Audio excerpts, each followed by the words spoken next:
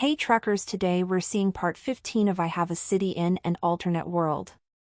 Let's dive into the video. In a spacious and bright study, Tangjin sat on a huge chair and looked at the report that Tai Sing had just delivered. After a brutal interrogation, the one-horned tribe captives all gave in and told him everything they knew. One-horned holy masters who knew the human language were pulled over to act as temporary translators. The level 5 Holy Master had repeatedly requested to see Tangjin and said that he had something important to report, but he was mercilessly rejected by Tai Sing. Tangjin had already given the order to ignore the group of Holy Masters and to let them suffer first. With Tangjin's order, Tai Sing naturally did not bother with these Holy Masters who had looks of anticipation on their faces. These Holy Masters had dejected looks on their faces.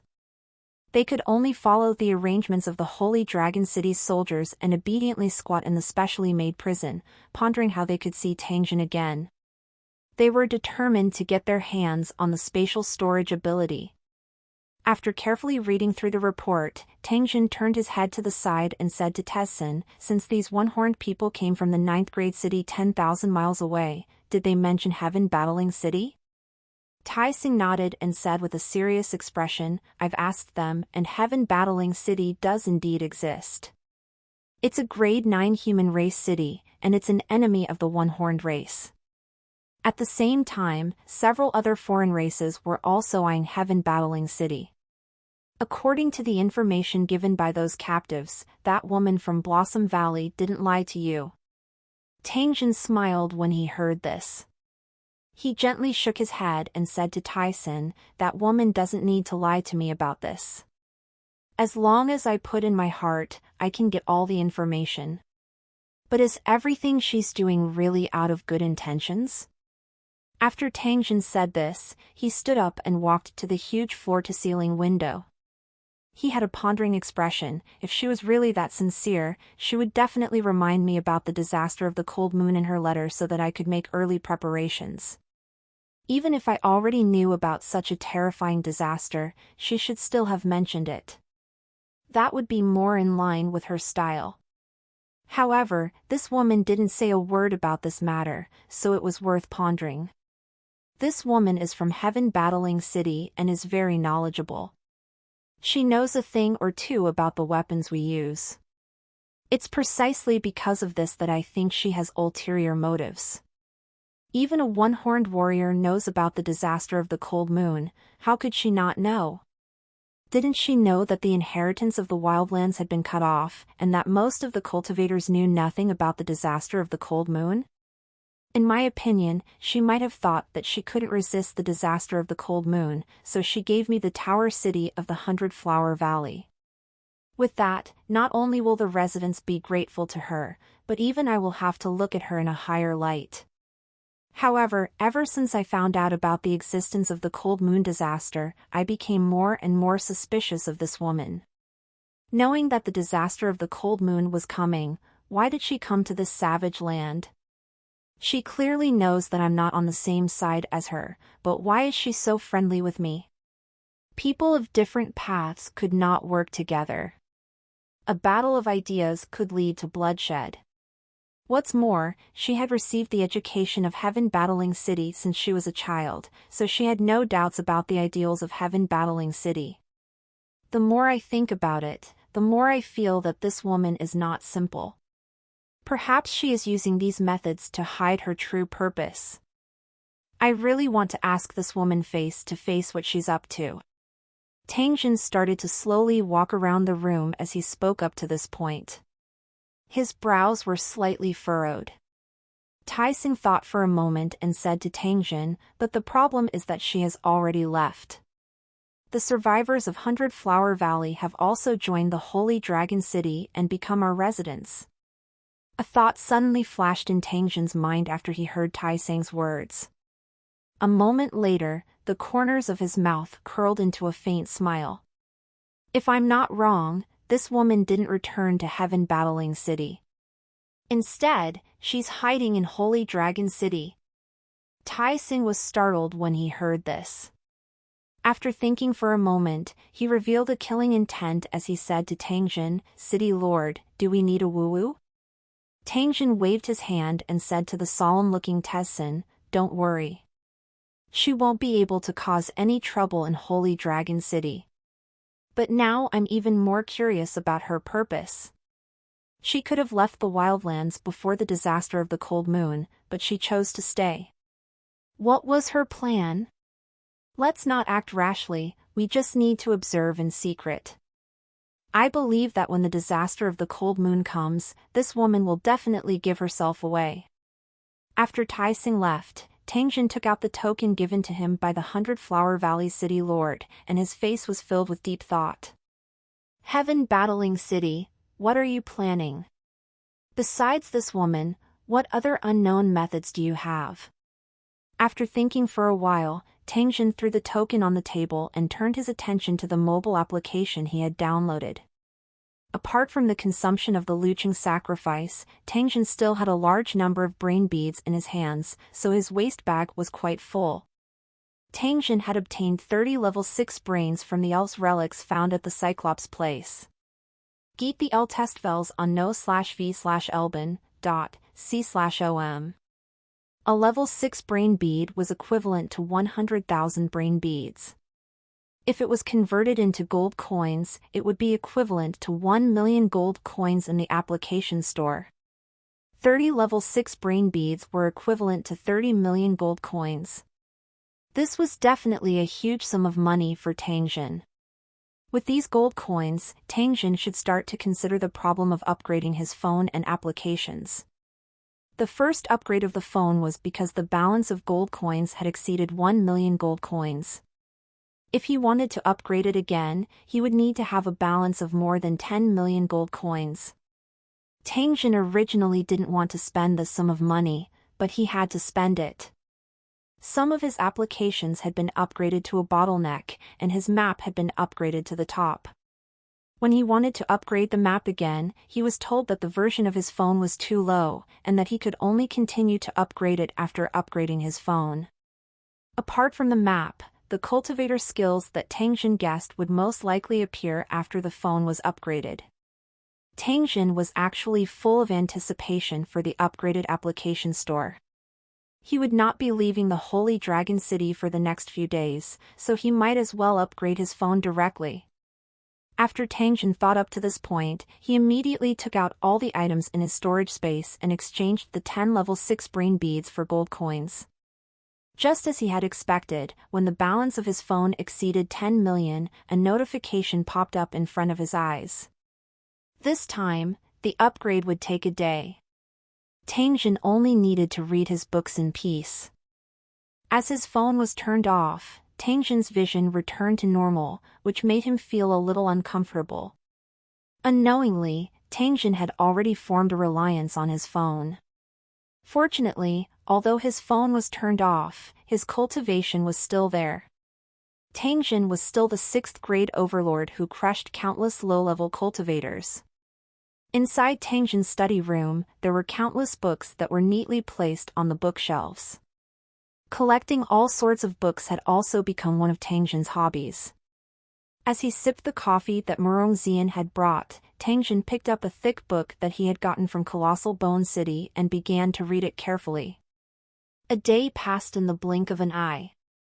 When Tangjin felt his phone vibrate slightly, he knew that the upgrade had been completed. With an excited and nervous mood, Tangjin turned on his phone and entered the application store. As the phone was officially launched, Tangjin's mood became more and more nervous. Tangjin couldn't help but be nervous. After all, this phone was too important to him. As the phone was turned on, Tangjin immediately noticed the change in the phone. The wallpaper of his phone now was the Holy Dragon Valley, which stood tall in the wilderness. He reached out and clicked on it. Tangjin realized that the picture on the desktop wasn't simple. As Tangjin continued to operate, he discovered that he could observe the Holy Dragon City from all angles according to his own will. Compared to the map view, this kind of manual operation was very troublesome. Tangjin didn't know the meaning of the desktop.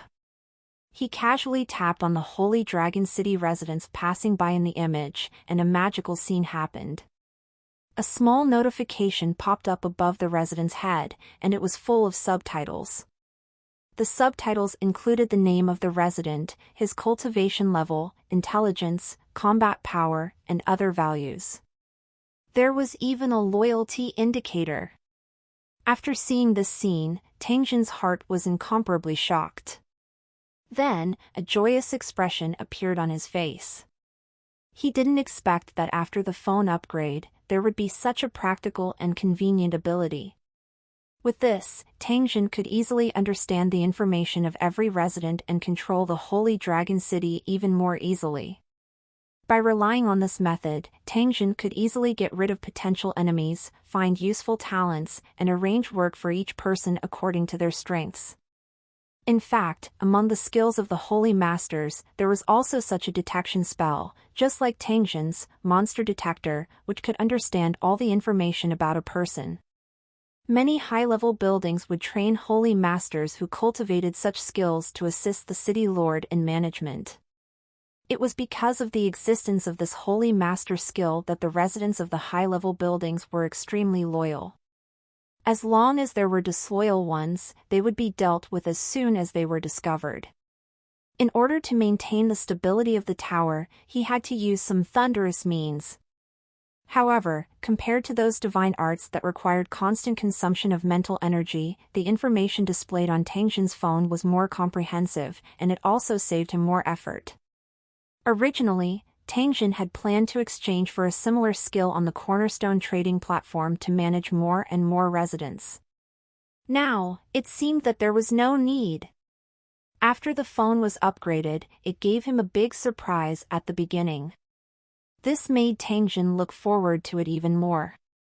Tangjin quickly opened the application store and found that the interface of the store had indeed undergone a large change, giving people a completely new feeling. Compared to the previous application store, the newly upgraded application store had a cultivator skill option, but there were only 2 download options. These 2 cultivation skills were the 2 cultivation skills that were recorded in the application store after Tangjin exchanged for them on the Cornerstone trading platform. If he wanted to complete it, Tangjin still needed to head to the Cornerstone trading platform to continue exchanging. Tangjin was very happy to do this. Other than being able to obtain the complete version of a cultivator's skill, there was another reason. Along with the increase in the number of cultivator skills, there was a new download function. Not only could Tangjin use his brain to directly download and install the application, but he could also pay a small portion of his brain to choose to download a one-time application card. After tearing this application card, one could directly use a cultivator skill once, which was simple and practical. Moreover, there were no cultivation restrictions on that kind of card. Ordinary people could use it as usual after getting it. After Tangjin saw the scene, he immediately discovered the rich business opportunity within. If he were to sell those cards or use them as rewards, they would definitely be very popular. The Holy Dragon City's cultivators could also be equipped with some cards, which would greatly increase their combat power. After the auction house opened, that kind of card could also be sold as a signature product, and it would definitely be very profitable.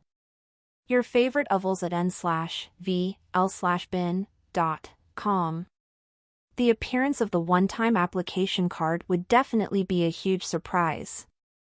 Tangjin's face was filled with joy as he continued to look at the other new functions. Many new applications had been added to the store. Maps and other applications could be upgraded. After seeing this, Tangjin felt relieved. As the Holy Dragon City's territory grew larger and larger, a mere 10-kilometer map view could no longer satisfy Tangjin's needs. Upgrading the map was a must. As if to match the map that was getting bigger and bigger, the App Store had added some special applications that could not be downloaded but could be purchased according to the number of times they were used. Space-Based Weapon Comprehensive Edition. Able to shoot lasers and throw special metals to strike any target within the map. Usage price, 10,000 brain beads per use. Super antimatter bomb, extremely powerful attack, capacity adjustable, lowest version price, 1 million brain beads each time. Meteor attack, a large number of meteorites falling from the sky can form a high-temperature sea of fire. Usage price, 100,000 brain beads per use. Super flying sword, use a flying sword to attack a target within the map, instantly arriving without a trace, price, 50,000 brain beads per use. These special applications that were paid for were extremely powerful, and each of them could launch an attack within 100 miles. Tang Jin was speechless as he watched. Good goods were sold at good prices. The price of these special uses was also ridiculously high. Tang Jin would not use them easily. In addition to these special applications, the application store also added some insignificant things. Tang Jin took a look and didn't care. After the phone upgrade, the most obvious change was that it no longer used gold coins as payment. Instead, it used brains. Secondly, there was a new mandatory spending function in the store. Whether Tang Jin was willing or not, he had to spend 100 brain beads every day to draw the lottery. If Tang Jin didn't have time, the application store would draw a prize for him and automatically save the prize. Although Tang Jin didn't lack brains, he still had some complaints about this kind of forceful method. After looking at the new features, the next step was to upgrade the few existing applications. The first was to increase the visible area of the map. Tang Jin spent 1 million brain beads to increase the visible area of the map to 100 kilometers. He wanted to level up again, but he found that he needed to pay 10 million brain beads. This caused Tang Jin to hesitate for a moment before he temporarily gave up on the plan to continue upgrading. At the moment, a map view with a radius of 100 kilometers was enough for him. The remaining brain beads still needed to be upgraded for other uses, and could not be wasted. After upgrading the map, Tang Jin began to upgrade the storage space. As he brought more and more resources, the storage space was no longer enough for Tang Jin to use. Therefore, the remaining brain beads were basically prepared to upgrade the storage space. As a large number of brains were thrown in, Tang Jin's storage space also continued to expand. When the storage space reached nearly 100,000 cubic meters, Tang Jin stopped upgrading. The brain pearl was almost used up. Tang Jin could not help but quietly sigh in his heart as he sensed the nearly 50 meters of storage space. From now on, he no longer had to constantly teleport back and forth because of the storage space's capacity. In the main hall of the Holy Dragon City, Tang Jin sat on a large chair and looked at a document in deep thought. The Holy Dragon City's people in charge were all gathered here, discussing the matters before the opening of the business district.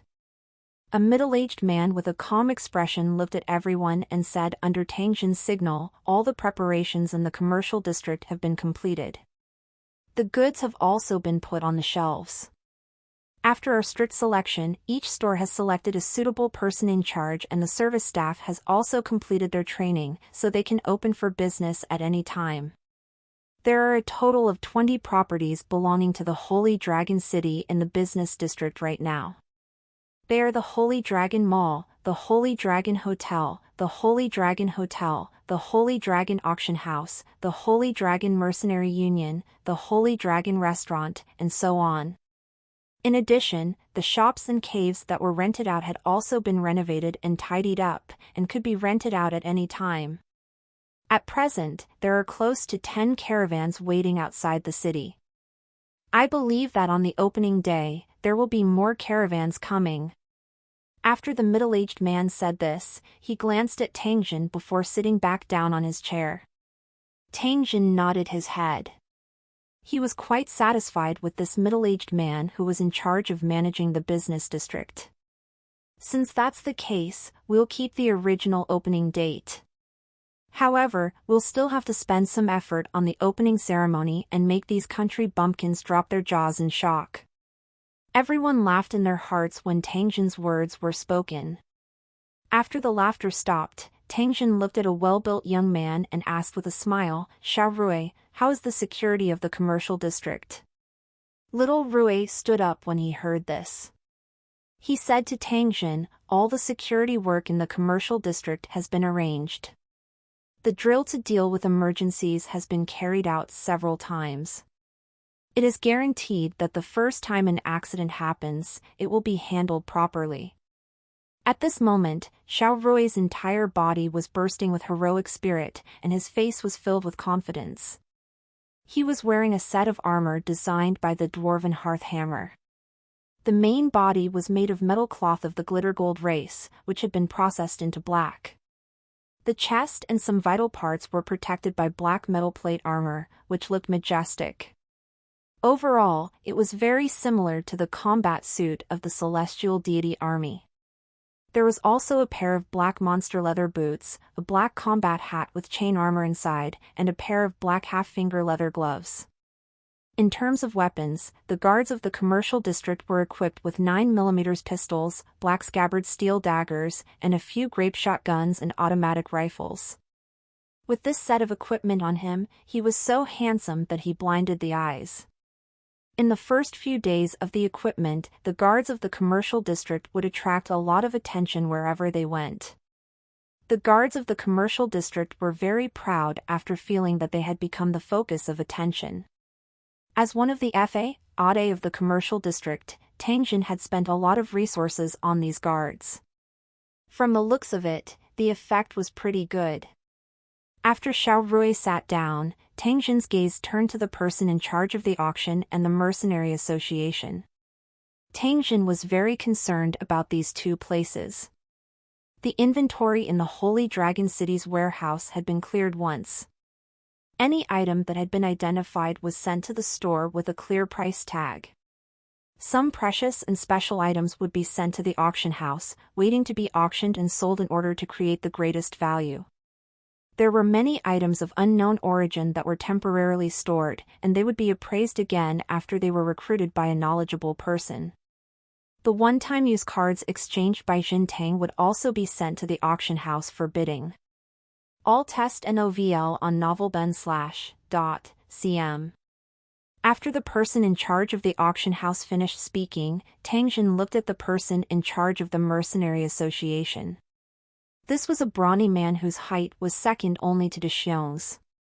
He had a scar on his face and his entire body was emitting a baleful aura. However, he appeared extremely respectful when facing Tangjin. The Mercenary Association staff has already completed their training, and the other preparatory work has also been completed. At present, hundreds of missions of different levels had been sorted out. After the business was opened, they could be distributed to the wanderers and residents. The level and reputation system has also been perfected, and with the equipment you've brought, work efficiency will be greatly improved. After the person in charge of the Mercenary Association finished his report, Tangjin nodded his head and indicated for everyone to head to the commercial district together to carry out the final inspection. A group of people followed the wide road slowly to the location of the commercial district. The entrance to the commercial district was located under a giant peak. The archway was more than 10 meters high and nearly 30 meters wide. It had been carefully decorated. In order to make the entrance of the commercial district look even more high-end and magnificent, several hundred construction workers busied themselves for a full 5 days before barely meeting Tangjin's request. Their hard work was not in vain. At least, people who saw the commercial district for the first time couldn't help but stare at it for a long time. The crowd exclaimed in admiration as they walked into the clean commercial district. Tidiness and hygiene were Tangjin's most basic requirements for the business district. He didn't want this great environment to be destroyed by garbage. Walking on the wide stone street, Tangjin began to size up the surrounding environment. The plants that he had transplanted were all growing luxuriantly. There were colorful flowers and plants everywhere. Tall trees were planted on both sides of the road, full of fresh flowers and green leaves, looking magnificent. The newly decorated tall building was now wide open, and the staff in various uniforms were making the final preparations before the opening.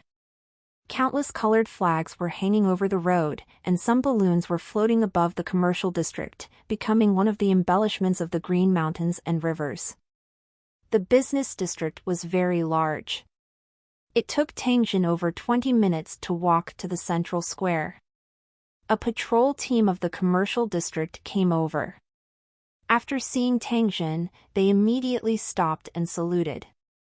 Seeing these 10 young security guards who were wearing standard black armor and exuding a heroic aura, Tangjin laughed out loud and loudly praised them. When the guards heard this, they were all overjoyed and very excited. They were the survivors of Black Rock City who had just obtained the qualifications to become an official resident. Their average age was less than 18 years old, and they were full of vitality and energy. Ever since they had come to Holy Dragon City, they had experienced many things.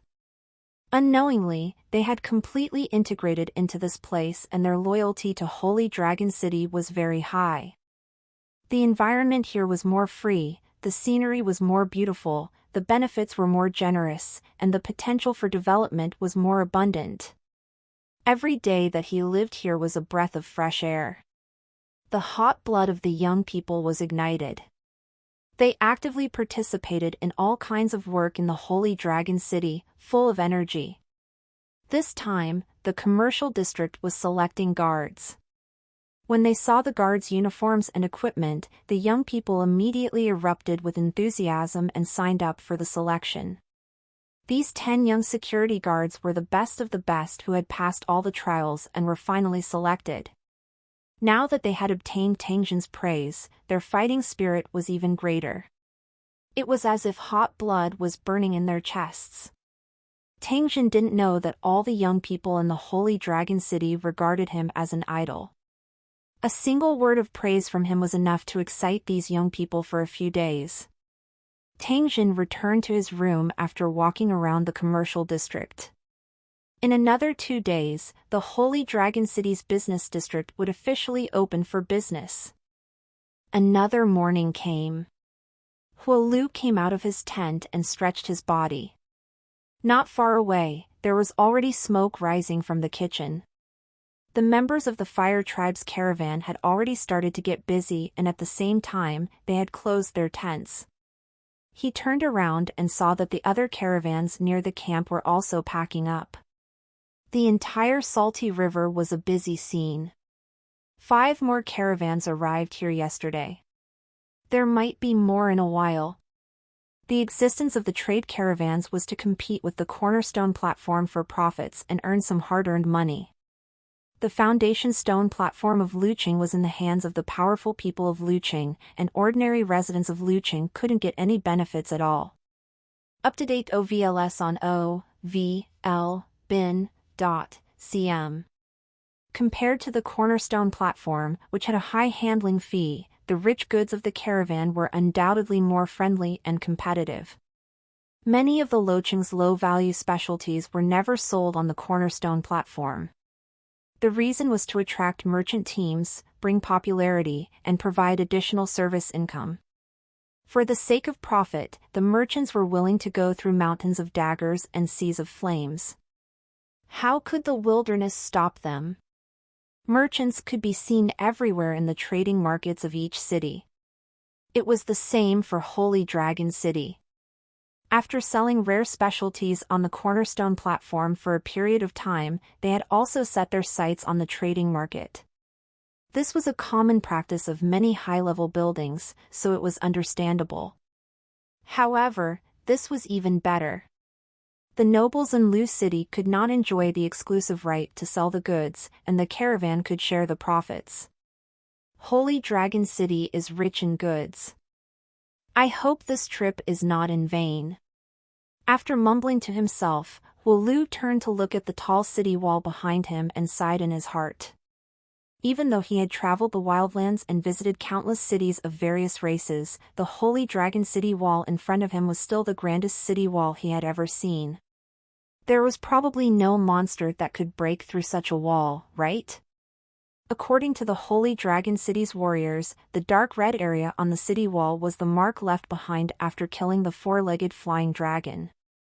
Huo Lu had seen the four-legged flying dragon before and knew how powerful it was.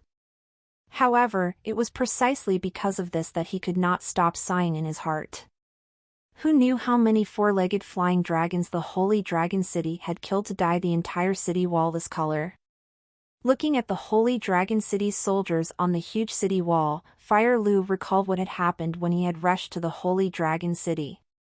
Ever since they had entered the 100-mile radius of Holy Dragon City, the number of monsters had sharply decreased. They had even walked for more than 10 miles, but still could not see any monsters. This unusual occurrence made Huo Lu and the others, who had just arrived, extremely curious. After asking the wanderers, they received a shocking piece of news. It turned out that almost all the monsters within a 100-mile radius had been killed by the Holy Dragon City. When they first heard this news, Huo Lu and the others were all shocked. If the Holy Dragon City was a high-level building, the fire runes would not be surprised, because the other party had the power to do so. However, the fact that a third-class city could also do this was beyond the expectations of Huo Lu and the others. There were rumors in the wilderness that the Holy Dragon City was very powerful and had destroyed 5 human cities in a short period of time. One of them was even a city belonging to the Darkwing tribe. However, before seeing Holy Dragon City, Fire Lu and the others were still skeptical. But now, it seemed that the rumors were likely to be true. If that was the case, the Holy Dragon City could not be underestimated. After the wanderer left, the caravan of hundreds of people continued to move forward. They didn't go far before they saw a steel monster speeding toward them. After the fast steel monster stopped in front of the trade caravan, a few fully armed soldiers jumped down and slowly walked toward the trade caravan. Although there were only a few people on the other side, the guards of the merchant group became nervous and stared at the few soldiers without blinking. Whether it was the steel monsters that could run or the weapons and equipment of the warriors, they all gave them a lot of pressure. Fire Rude sized them up. From the badges on their leather armors, he could tell that they were Holy Dragon City's Lucheng warriors. These Holy Dragon City soldiers were all holding flintlocks in their hands, each of which was worth thousands of brain pearls. In addition to the other equipment they were wearing, their value had long since exceeded 10,000. Huo Lu calculated in his heart. He was shocked, but his eyes were shining. In addition to being envious, the Fire Runes had a deeper understanding of the Holy Dragon City's strength. Even an ordinary Lucheng warrior had equipment worth more than 10,000 brain beads. Huo Lu would never believe that the Holy Dragon City did not have money. The Holy Dragon City soldiers arrived before the caravan. They first bowed to the person in charge of the caravan, then introduced themselves. "We are the Holy Dragon City's patrol squad. Are you a caravan heading to the commercial district?" The 2-meter-tall Holy Dragon City soldier asked them with a dignified expression. Most of the members of the trade caravan that Huo Lu was in came from the fire race. However, he was proficient in more than 10 different languages, including the human language. Therefore, he immediately walked over. "That's right, we are the caravan heading towards the Holy Dragon City's commercial district. May I know what orders you have for us?" Fire Rude looked at the Holy Dragon City soldier in front of him and replied with a smile. Although the human race was weak, as an experienced non-humankind warrior, Huo Lu did not show any expression that he should not have. As a merchant, he placed profit above all else. As for racial prejudice, it was nothing in the face of profit. Just looking at the Holy Dragon City behind the other party, they could not underestimate them. The Holy Dragon City soldier first smiled at Huo Lu's reply. Then, he took out a black object from his waist and shouted a few words. Huo Lu could clearly hear that the other party was informing another group of people about the arrival of his caravan. The warrior's actions made Huo Lu curious. Could this small black box be used to transmit information? Just as he was feeling puzzled, another person's voice came from the small box, indicating that he already knew and was rushing over as soon as possible.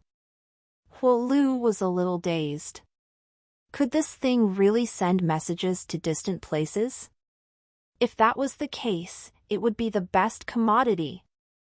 If he could buy this kind of long-distance communication device and sell it in the high-level cities, he would definitely be able to sell it at a price that would make him laugh in his sleep. After thinking about this, Fire Lu was even more excited about Holy Dragon City's commercial district. Next, Huro began to get closer to the Holy Dragon City warriors. He inquired about the products sold in the Holy Dragon City and focused on the black box that allowed communication. Just as the two of them were chatting, another steel monster came at a high speed. A few Holy Dragon City warriors jumped down one after another. After exchanging a few words, they signaled for Huo Lu's caravan to follow them. A few members of the Holy Dragon City's patrol team jumped into the car, kicking up a cloud of dust as they continued their patrol. After another 2 hours of traveling, the caravan finally arrived at Holy Dragon City. At the same time, they saw the huge city walls that shocked everyone. After seeing the city wall, the members of the caravan all exclaimed in admiration, because everyone knew what such a city wall meant. With this city wall as a barrier, there must be a safe world inside. After the Fire Tribe's caravan arrived, staff from the Holy Dragon City immediately came over and arranged for them to rest by the river. They told them that they had to wait here for a few days. Huo Lu and the others had no objections to this. In their opinion, this was very normal. When trading in many towers, they didn't have the right to enter, so they all chose to trade outside the city. It was already amazing that Holy Dragon City could build a special business district. In the next few days, Huo Lu and his caravan waited in peace. More and more caravans arrived at Holy Dragon City. They were of different races, and there were many familiar faces among them.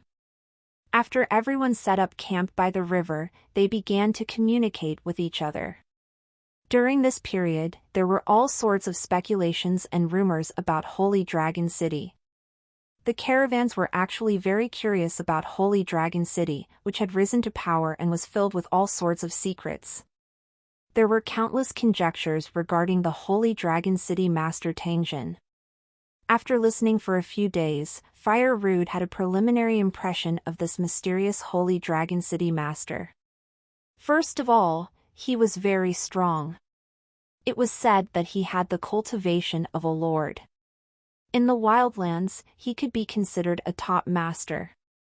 They had strange abilities and possessed the skills of both cultivators and holy masters.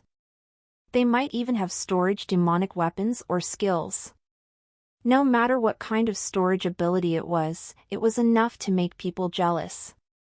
The most important thing was that the Holy Dragon City Lord could get his hands on countless good things of all kinds. Among these items, there were many that were extremely expensive and had particularly good sales. It was also because of this that the caravans from all races swarmed over. They hoped to buy enough precious goods here and then sell them to other towers to make a profit. Thinking of this, Huo Lu turned to look at the Holy Dragon City. He looked forward to the opening ceremony later so that he could make a big purchase. As for what the opening ceremony was, Huo Lu didn't know. He only knew that it was a celebration. At this moment, a loud noise was heard. It turned out that the Holy Dragon City's business district was about to open for business.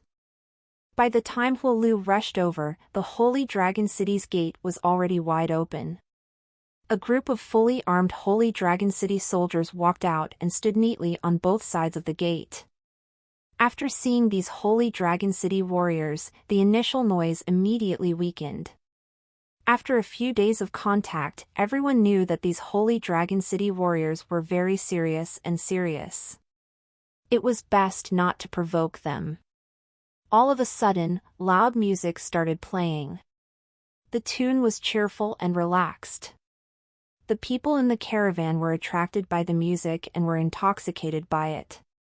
Some people were very curious about the source of the music. After looking carefully, they found that the sound came from two big black boxes. Oh my God, could it be that there are bards who play music hidden here?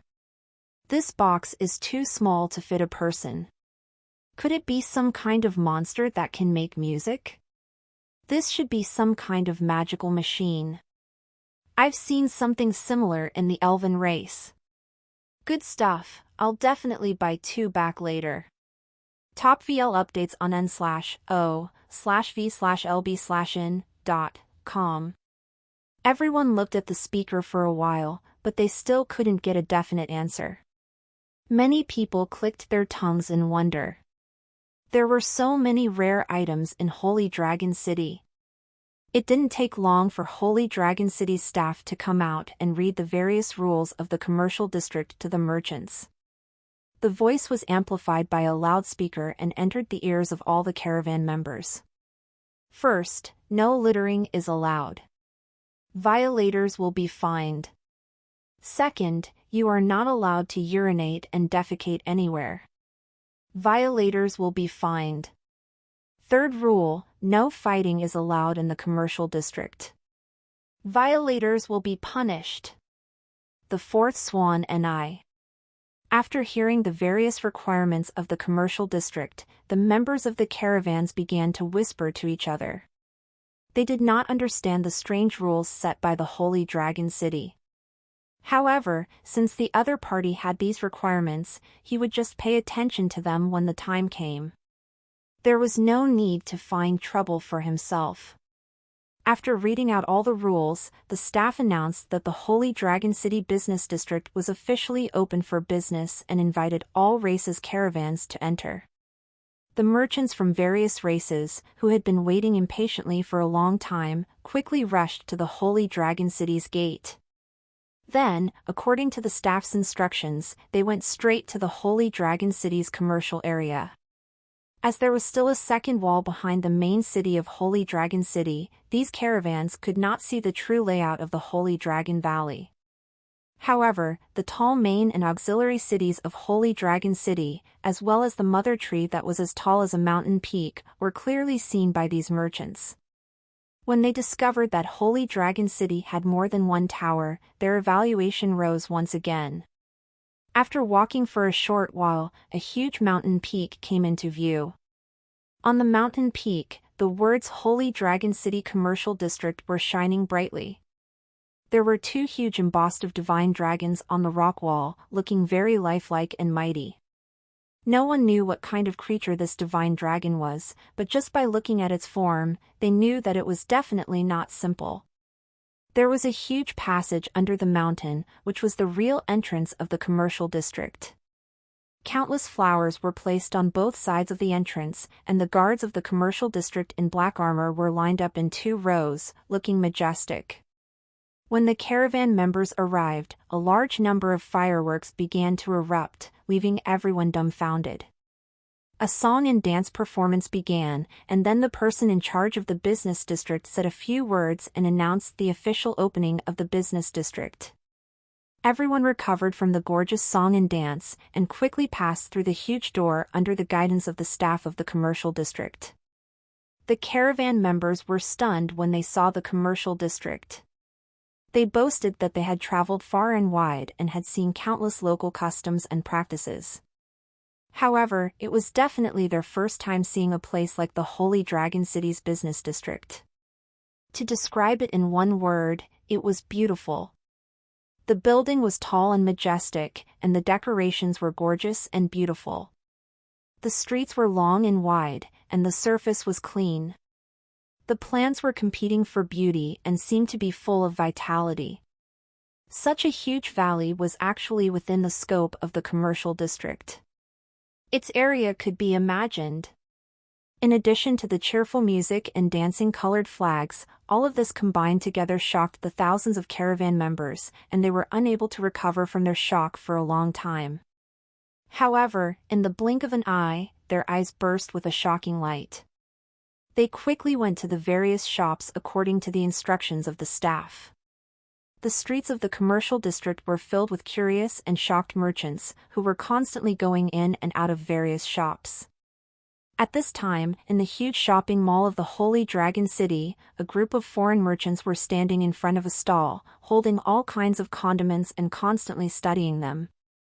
At another stall not far away, a few merchants were gathered together, watching the salesgirl demonstrate how to use soap. Near the center, a foreign merchant bought 500 kilograms of salt and sugar. Just as he was about to use the brain bead to pay, he was told that he had to first exchange for the Holy Dragon City's special currency before he could come over to settle the bill. The foreign merchants mumbled to Toot, thinking that the Holy Dragon City's actions were unnecessary. However, under the staff's insistence, the foreign merchant had no choice but to run to the Holy Dragon City Bank in the commercial district. After exchanging a large pile of thin paper notes, he completed the transaction. Looking at the colorful notes in his hand, the foreign merchant suddenly had a feeling that these notes were much more convenient to carry than his brain. More and more merchants ran to Holy Dragon City's bank. They exchanged notes while discussing Holy Dragon City's strange trading rules. The largest value of the paper notes that the Holy Dragon City exchanged for them was $1,000, which was equivalent to 1,000 brains. The smallest value was $1, which was equivalent to 1 brain. There were also some coins with even smaller values, but most of the merchants did not exchange them. Tang Jin had prepared these notes a long time ago, and they were finally being used. At this moment, the Holy Dragon City's bank was filled with merchants holding their heads, waiting in line to exchange for money. After they got the money, they looked at it for a while and quickly went to the store, afraid that the goods they wanted would be bought by others. Unknowingly, the large number of brains brought by these caravans had all entered the pockets of the Holy Dragon City. A foreign merchant carried a pile of cash and quickly entered a store with his guards. Then, he shouted to the young salesgirl, "I want this kind of white wine, this kind of red wine, and that kind of wine. I want them all." This merchant had been doing business in the dwarf city area for a long time, and he knew that the dwarves were all drunkards. As long as it was good wine or strong wine, he could exchange it for a huge profit from the dwarves. He had accidentally entered the store just now and was immediately attracted by the variety of drinks. When he saw the wine, he knew that his chance to make a fortune had come. Therefore, after hearing the shop assistant's request, the foreign merchant changed into paper notes without hesitation and then quickly ran back to carry out the transaction. After seeing the boxes of white wine being moved to his car, the foreign merchant heaved a sigh of relief and then entered other shops. This was a rare opportunity, so he had to earn a lot of money. There were many merchants with the same mentality. They were all in high spirits and lingered in these shops. Carrying the money he had just exchanged, Fire Lu followed the staff of the commercial district. They soon arrived at a spacious and bright shop. Looking at the decorations in the shop, Wu Lu suddenly had a feeling that the trading markets he had been to in the past were no different from the slums. After walking around the shop, Wu Lu found the item he wanted to buy. It was the black box that allowed long-distance communication. The young salesgirl noticed that Wu Lu was staring at the walkie-talkie, so she immediately walked over with a smile and began to explain the functions and usage of the walkie-talkie to him. The more Fire Lu listened, the more excited he became. He took the walkie-talkie and fiddled with it a few times. After testing it on the spot, he immediately decided to buy it. After asking the salesgirl for the price, Wu Lu bought 100 walkie-talkies in one go, as well as solar-powered chargers and other equipment. This pile of items had cost Wu Lu 150,000 brain beads.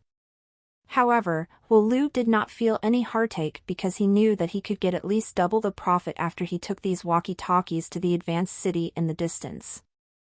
Immediately after, Fire Lu began to ask about the uses and prices of other goods.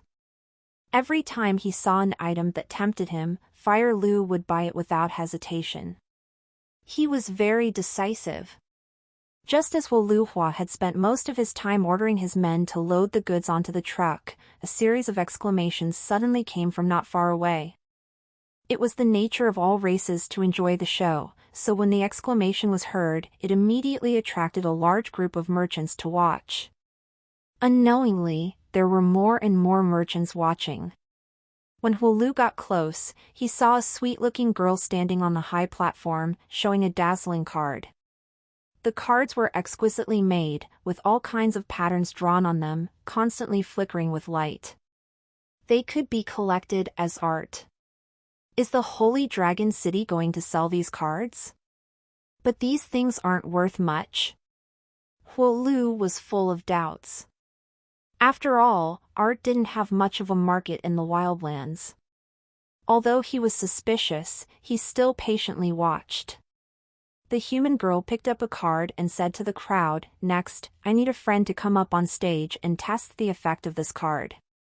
Which friend would like to try it?" The group of foreign race merchants looked at each other, and soon, a young foreign race man walked up to the platform. The girl in the long dress smiled and handed the card to the young man.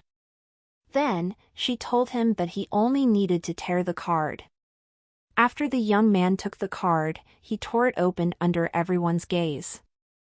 A transparent protective shield appeared out of thin air, firmly protecting the young man in the middle. Seeing the protective shield, many foreign race merchants immediately cried out in alarm. "Oh my God, what did I just see? This is a Holy Master's protective barrier skill. How is this possible? I know this young man. He's obviously just an ordinary merchant without any cultivation. Could it be that this card is really as they say, that it can let an ordinary person use a cultivator's skill once?" A long-robed foreign holy master observed for a while from the crowd and said with certainty, "It can't be wrong. This is a holy master's protective shield, and its protective effect is twice as strong as a normal holy master's skill." With the holy master's affirmation, the surrounding merchants immediately became noisy and started discussing fervently. They could see a rich business opportunity in the application card. Just think about it, during a battle between cultivators, if someone suddenly took out an application card and burst out with a powerful attack, how much impact would that have on the battle? If an ordinary person without the strength to even truss a chicken were to suddenly tear up the application card and display a powerful cultivator skill, wouldn't he be able to instantly kill an unprepared cultivator? If such an application card were to be brought to a high-level city in the distance, the holy masters and cultivators would definitely buy it at a high price. His own cultivation was very low. If he had a bunch of cards to protect himself, wouldn't it be much safer? No matter what the purpose was, the application card had enormous value. After thinking about that, there were already some foreign merchants who couldn't wait to ask about the price of that kind of application card. The girl smiled and asked everyone to wait.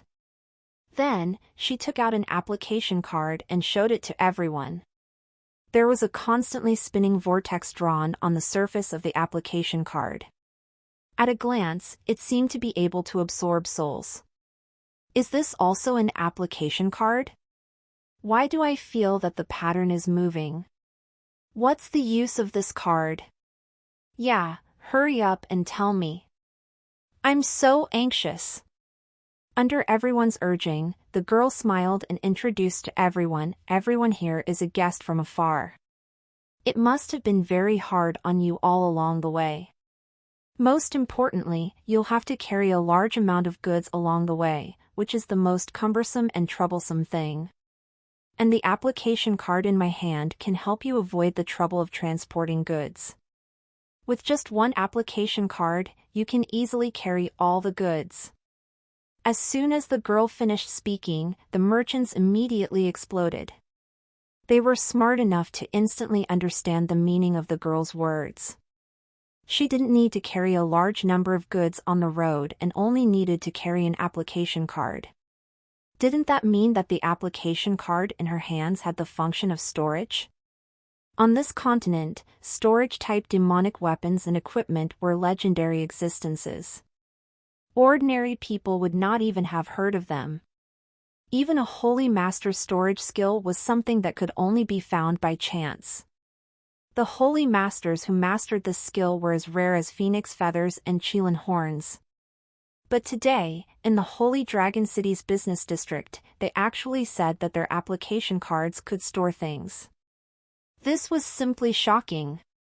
Did the Holy Dragon City really have such a thing, or was it just for show? In the crowd's impatient mood, the girl smiled and invited people to go up the stage for the test. But this time, everyone raised their hands. Some people even rushed up to the stage impatiently. The guards of the commercial district immediately took action and drove the merchants away. Huo Lu was lucky enough to be chosen by the girl. He walked up to the platform with excitement. You just need to hold the card in your hand, press this place, and say a secret word. Then you can store the things you want to store in it. When you want to release it, you just need to press this place, say that secret phrase, and tear the card. After listening to the girl's introduction, Huo Lu immediately took the card and said his name according to the girl's instructions. Holding the application card in his hand, Fire Rude excitedly muttered "keep to a box" on the counter. Under everyone's watchful eyes, the huge wooden box disappeared without a trace. Heavens! This time, all the foreign merchants had gone completely crazy. They were shouting loudly, their eyes were red, and they kept waving the cash in their hands. They were extremely agitated. Hurry up and let it out, hurry up and let the box out. That's right, you just need to tear the card. Huo Lu, you bastard. Do you want me to die of worry? Under the angry roars of the merchants, Huo Lu took a deep breath and tore the card into pieces. There was a flash of light, and the card disappeared without a trace. The big box that had disappeared appeared in front of everyone again. After seeing this, the foreign merchants started shouting again, clamoring to buy storage-type application cards. After the girl saw the scene, a smile appeared at the corner of her mouth. She immediately waved her hand to signal for everyone to be quiet. After the crowd's excited mood had slightly stabilized, the girl told the impatient merchants that these application cards were only sold in the Holy Dragon City's auction.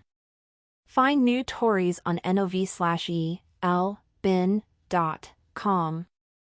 And tonight, the Holy Dragon City's auction house would hold the first auction. When the time came, the application cards would be auctioned off in groups, and the highest bidder would get them. After hearing that the cards couldn't be sold with a price, everyone was disappointed. They were naturally clear about the value of those application cards. After they were put in the auction house, they would certainly sell for an extremely shocking price. However, they quickly made up their minds to participate in the evening's auction. Even if they had to risk their lives, they had to get a few application cards and bring them back. As long as he could bring those cards back, he would definitely get a super high return of profit. He definitely couldn't miss such a business. It didn't matter if he didn't have enough brains. As long as he had a few acquaintances working together, he believed that he would definitely be able to get a set of application cards. Thinking of this, these foreign merchants immediately divided into countless small circles. They hid in the corners and whispered, discussing the plan for the night. It didn't take long for all the merchants in the commercial district to know of the existence of the application card. While they were marveling, they also began to plan how to get an application card. If nothing unexpected happened, there would be a fierce battle in the Holy Dragon City's auction house tonight. The merchants of the foreign races moved back and forth non-stop, and it took them a whole day to walk around the commercial district. Although their legs were sore and their mouths were dry, everyone was in high spirits. In just one day, they had seen too many new and interesting goods, and had repeatedly marveled at the abundance of resources in the Holy Dragon City's business district. They had been doing business for many years and could be said to be experienced and knowledgeable, but they had to admit that the Holy Dragon City's commercial district was the best place they had ever seen. A market of this scale could not even be seen in the high-end buildings in the distance. Seeing that the sun was about to set, the foreign merchants prepared to return to the temporarily rented caves and inns to rest as usual. The nights in the world of Luqing were extremely boring. In other places, the merchants would either go to the taverns for a drink or go back to sleep early. But just as these foreign merchants were about to leave the commercial district, they saw more and more Holy Dragon City residents. They swarmed into the commercial district in groups, and everyone's expression was very excited. Most of these residents were dressed in brand new clothes and were clean. Some girls even had light makeup on, making them look bright and beautiful. Whether it was his appearance or his mental state, he gave these foreign merchants a huge shock. The humans in other places did not have such spirit. The Holy Dragon City's residents had an indescribable feeling. They were neither humble nor arrogant, and at the same time, there was a faint sense of pride in their words and actions. Looking at the confident residents of the Holy Dragon City, these foreign merchants who had originally looked down on the human race slowly put away their contemptuous hearts. They even had a faint sense of inferiority, because the clothes of these residents were even better than those of the wealthy merchants. Lowering their heads and glancing at the long and short robes they were wearing, these merchants reminded themselves that they had to go to the clothing store tomorrow and buy a new set of similar clothes. But what were these Holy Dragon City residents doing in the commercial district at sunset? Were they having a bonfire party? The non-human merchants who had nothing to do didn't rush back to rest. Instead, they stayed and watched. However, it didn't take long for these foreign merchants to open their eyes and mouth wide in shock. When night fell, the commercial district immediately fell into a sea of joy and lights.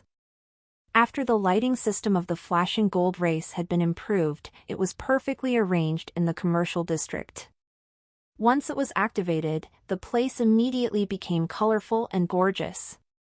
Whether it was the tall buildings, the sides of the road, or even the flower beds, they were all cleverly installed with lighting equipment. Under these lights, the business district became a city that never slept, as beautiful as a fairyland. These foreign race merchants were mixed in the crowd, feeling that their eyes were not enough to see. On the white benches by the roadside, in the lively taverns, and on the fence by the canal, the Holy Dragon City residents were everywhere with carefree expressions. After a day of work, they began to enjoy the rare leisure time. As they were walking, a loud noise suddenly came from the sky, attracting everyone's attention. A colorful stream of light shot into the night sky. It was extremely beautiful against the night sky. After the stream of light rose high into the sky, it paused for a moment before exploding, bursting out with a colorful brilliance. Oh my God, this is too beautiful. This is a firework. It's a good thing the city lord brought back. That's the square. Let's go and take a look. While everyone was talking, more and more fireworks began to bloom in the sky. As they looked at the beautiful scenery in the night sky, there were constant exclamations and praises. The foreign merchants were also amazed and quickly followed the crowd to the square. At this time, the square was full of people watching the fireworks, but because of the square's size, it did not seem crowded. At this time, in the huge square of the commercial district, there was a continuous stream of fireworks in the sky, causing the onlookers to exclaim in surprise. In the main city area separated by a row of mountains, the mother tree was not willing to be left out either. Countless rainbow-colored brilliance slowly rose from its branches and leaves, erupting with an even more dazzling brilliance. The mother tree, who loved to show off, would never allow her beauty to be compared to other things. Visit novelbin.c.m for updates. The brilliance of the mother tree and the fireworks in the commercial district complemented each other. The entire sky of Holy Dragon City was instantly dyed with a brilliant light. The fireworks continued for half an hour and slowly ended in the reluctant eyes of the crowd. The non-human merchants were speechless for a long time. After watching the splendid fireworks, they were all intoxicated. In their excitement, the foreign merchants also decided that they must buy some fireworks to bring back. When they imagined themselves setting off fireworks, the scene of thousands of people watching them satisfied their vanity. After watching the fireworks, the Holy Dragon City's residents began to travel around. The commercial district was huge, and it was the first time for many of them to come here. Naturally, they wanted to take a good look around. In a tavern on a certain street, Lu and 7 or 8 foreign merchants were gathered together. On their table were the delicacies prepared by the restaurant's chef. They were delicious and exquisite, making people drool. More than half of the bottle of white wine was drunk, and everyone's face had a trace of aftertaste. Compared to the wine he had drunk before, Holy Dragon City's white wine was more mellow, had a stronger aftertaste, and had a longer aftertaste.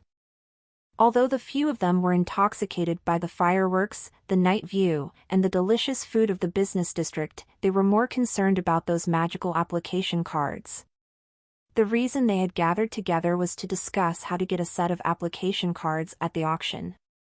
There were countless small gatherings like this in the commercial district. These foreign race merchants were all holding back their energy, wanting to win the competition. The foreign merchants that Fire Rude had gathered were all acquaintances. They trusted each other very much, and could cooperate with each other without any worries. After some discussion, everyone decided to take out 200,000 brain beads each. In total, they had 1.6 million brain beads. If it wasn't enough, they could continue to increase the investment, but it couldn't exceed 2 million brain beads. After everyone finished their discussion, they immediately clapped their hands and drank the wine in their glasses. After calling for the waiter to settle the bill, Lu threw out 2 notes. Then, everyone headed to the area where the Holy Dragon auction house was located. Passing through the bustling crowd, Lu and the others soon arrived at the brightly lit auction house. They strode into the bright and spacious hall. At this moment, the hall that could accommodate thousands of people was filled with foreign merchants who were full of ambition. They kept glancing at the potential opponents around them with very serious expressions. Lu and the others were first led to a room. Then, someone pressed a flashing black box in front of them. After walking around the commercial district for a day, Lu and the others had gained some knowledge. They knew that they were using something called a camera, which could take pictures of the scenery. What shocked them the most was that the photos spat out by the camera were so lifelike that they looked no different from real people. It didn't take long for Lu and the others to receive a card with their own photos.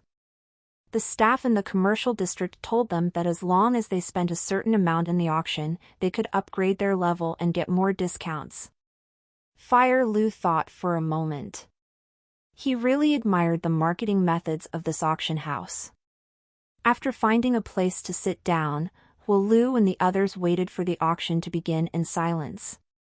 Time passed by slowly, and more foreign merchants entered the auction.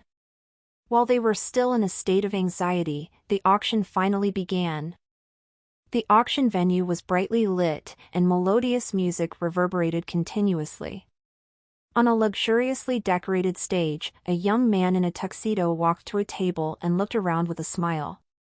After a period of training, this young man could already calmly deal with the situation in front of him, his movements free and easy.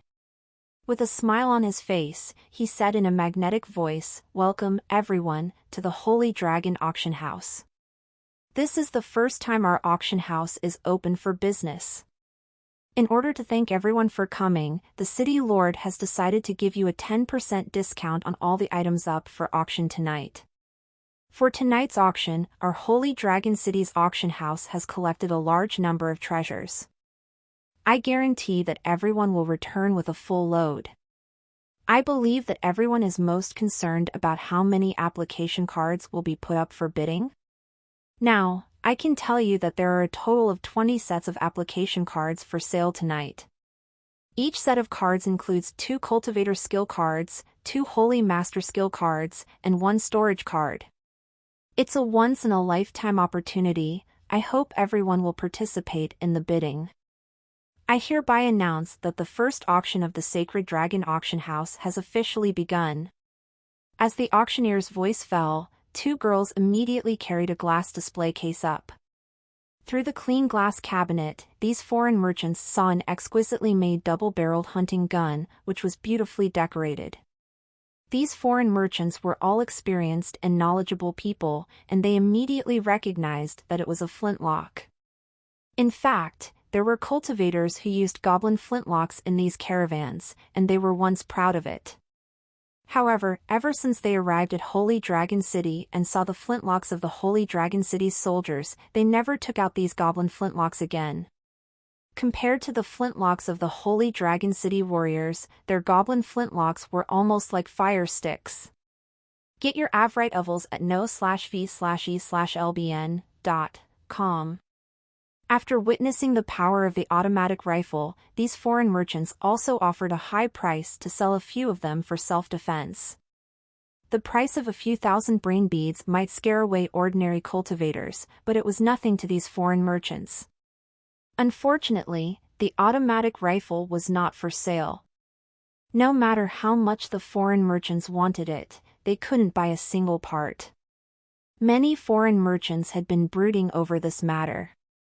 They didn't expect that there would be flintlocks for sale at tonight's auction, which made the foreign merchants who had been eyeing the automatic rifles very excited. Whether it's for personal use or as a gift, you must buy it. While the foreign merchants were making up their minds, the auctioneer had already taken out the flintlock and started a brief introduction. This is a double-barreled grape shotgun arranged up and down. It's loaded in the middle, and it's loaded with 2 bullets at a time and 100 bullets. This weapon was very powerful. When shooting at a level 2 monster, it could kill it in one shot if it hit a vital point. Regardless of its power or appearance, this weapon was extremely outstanding. The starting price of this gun is 2,000 yuan. Please make your bids now. As soon as the auctioneer's voice fell, someone impatiently began to bid. 2,100 yuan. 2,150 yuan. 2,300 yuan. The final auction price of the double-barreled shotgun was 5,900 yuan, which was bought by a foreign merchant with yellow hair. The second item was a unique IMO weapon that was quickly sold. Then, the third and fourth pieces of Kasaya were revealed. More and more items were being auctioned off, and the application card that everyone had been waiting for finally appeared. Looking at the application cards in the box, the eyes of the foreign merchants turned red, and they rubbed their fists and palms, waiting to bid. Among those application cards, the most valuable one was the storage card, which had great research value. When these cards were brought to the high-level city in the distance, it would definitely cause a sensation. Although the practitioner's skill application card wasn't as valuable as the storage card, it was still a good thing that was hard to come by. I believe that everyone already has a clear understanding of the application of the card, so I won't waste any more words. The first set of cards has a starting price of 500,000, with each increment of 10,000. Please make your bids. After the auctioneer said this, the foreign race merchants continued to bid. 510,000. 520,000. 1 million. After the first set of cards was sold for 1 million, the second set was sold for 1.2 million. Then, it was the third and fourth groups. The atmosphere in the hall was extremely lively, with laughter and sighing from time to time. When all 20 sets of application cards were sold, he had obtained a total of more than 20 million brain beads. In the VIP lounge on the second floor, Tangjin also felt a little surprised after learning of this number. Tangjin spent a total of nearly 500,000 brain beads to buy these application cards, but in the end, he got 40 times the return. This kind of enormous profit, even Tangjin was unceasingly moved. However, Tangjin was also very clear that this kind of price wouldn't last long. After a few auctions, the price of the application card would gradually decline. The rarer something was, the more valuable it would be. The greatest value of those application cards lay in their research. In the period when they had just appeared, there weren't many rich people who would use them in battle. What Tang Jin paid attention to was actually the huge market of ordinary cultivators with unlimited potential. At that stage, the price of the application card was too high, and ordinary cultivators couldn't afford it. Only when its price dropped would it be possible for ordinary cultivators to use it. No matter what, the Holy Dragon City now had a new source of income. For at least 1 or 2 years, the application card would provide the Holy Dragon City with an endless stream of brain beads. With the income of these brain beads, Tang Jin could start some of his plans. The first thing he had to build was a huge rebirth altar that covered an area of 100,000 square meters.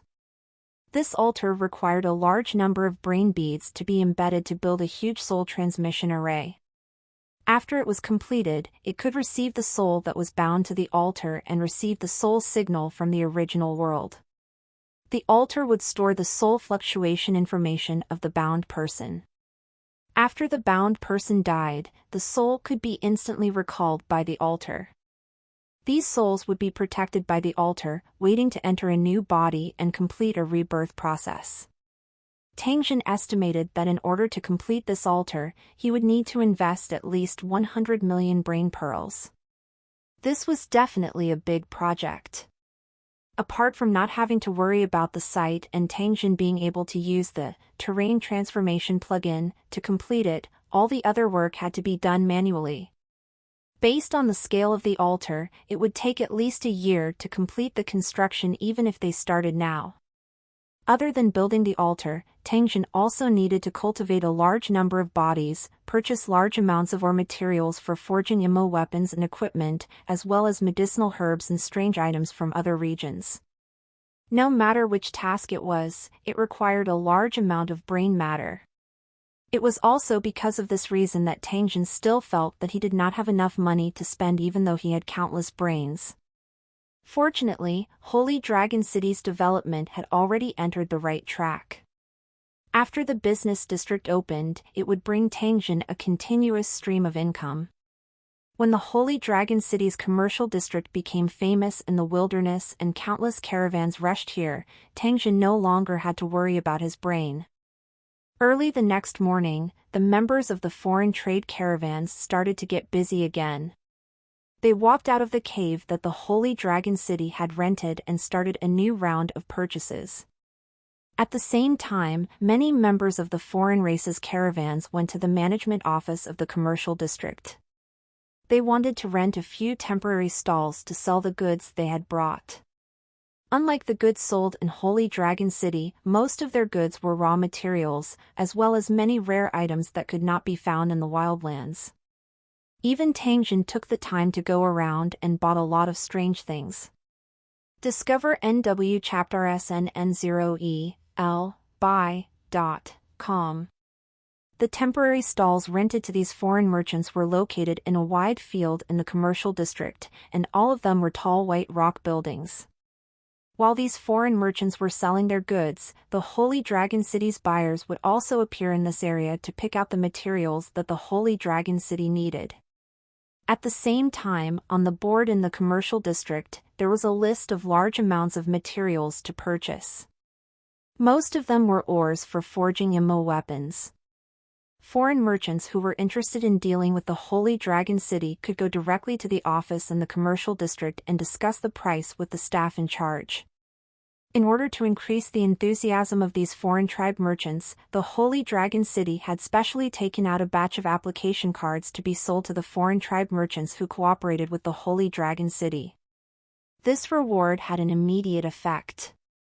The foreign merchants who were still waiting and watching immediately swarmed to the office in the commercial district.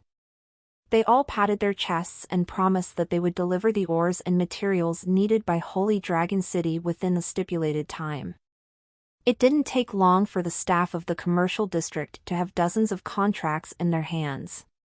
When the ores and materials were delivered, Dwarf Hearthhammer would be able to go all out.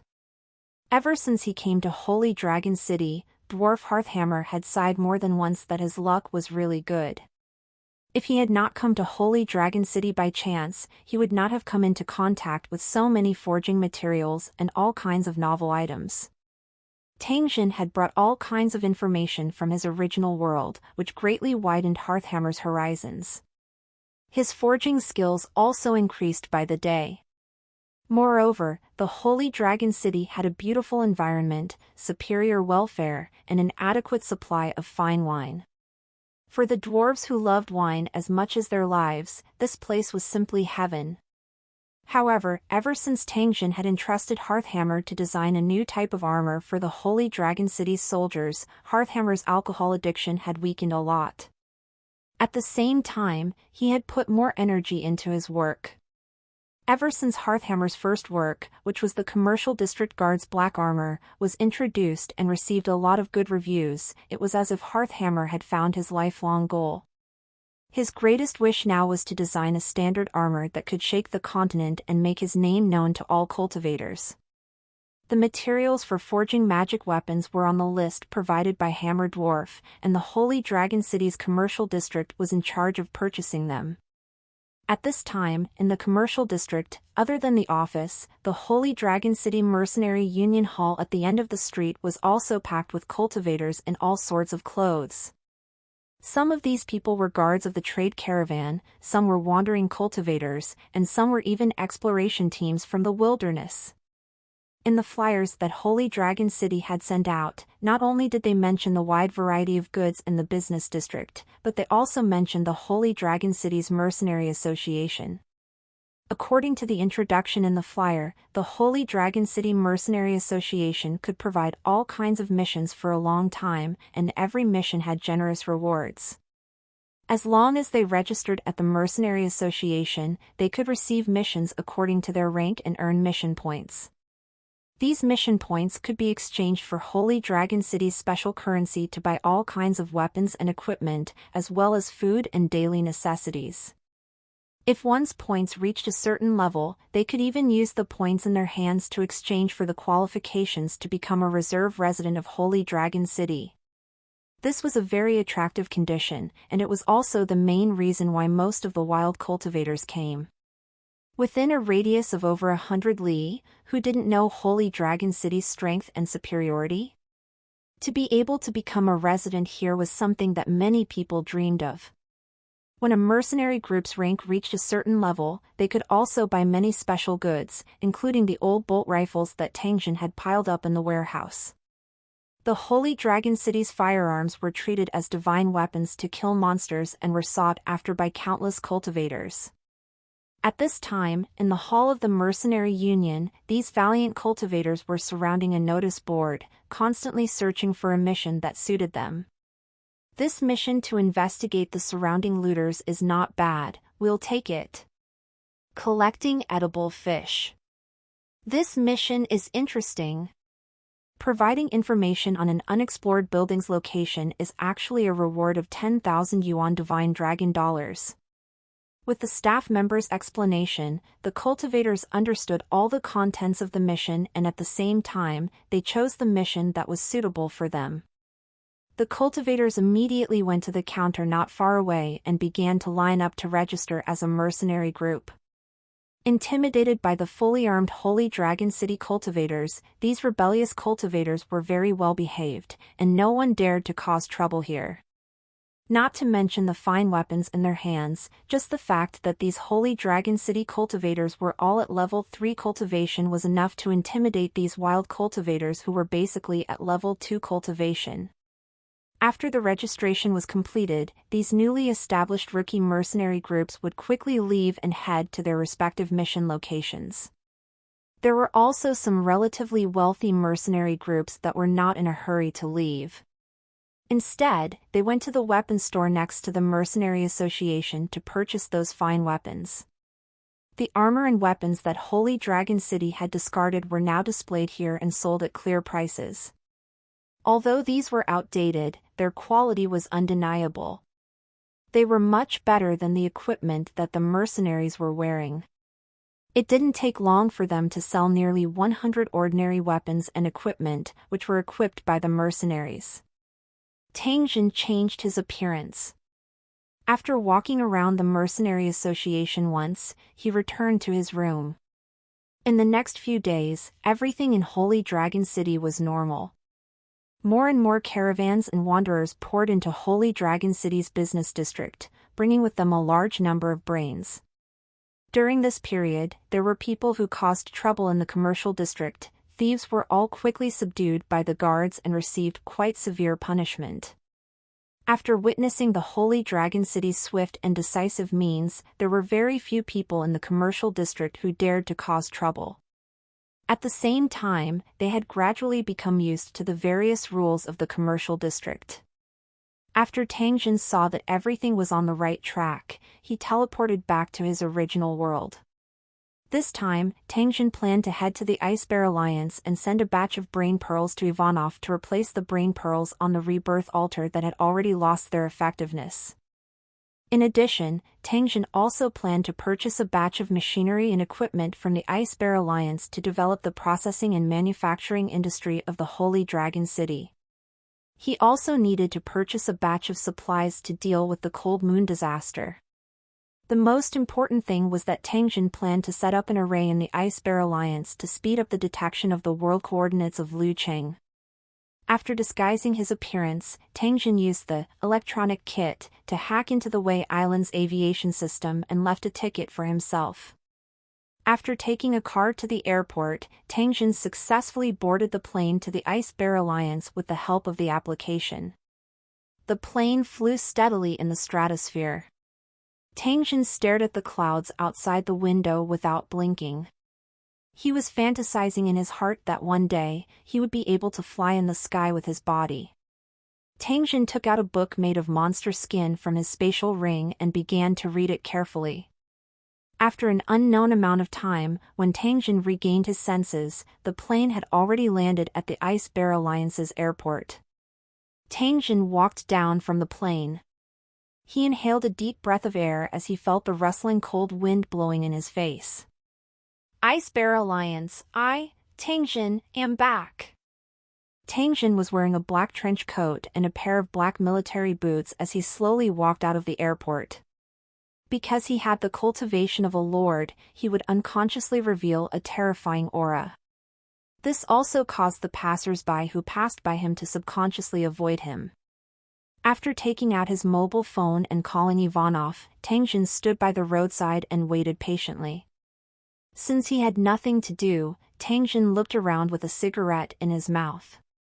Inadvertently, two pretty girls from the Ice Bear Alliance passed by. The two of them were extremely tall and had hot bodies. They both had long platinum hair. Judging from their mannerisms, they seemed to be working as models.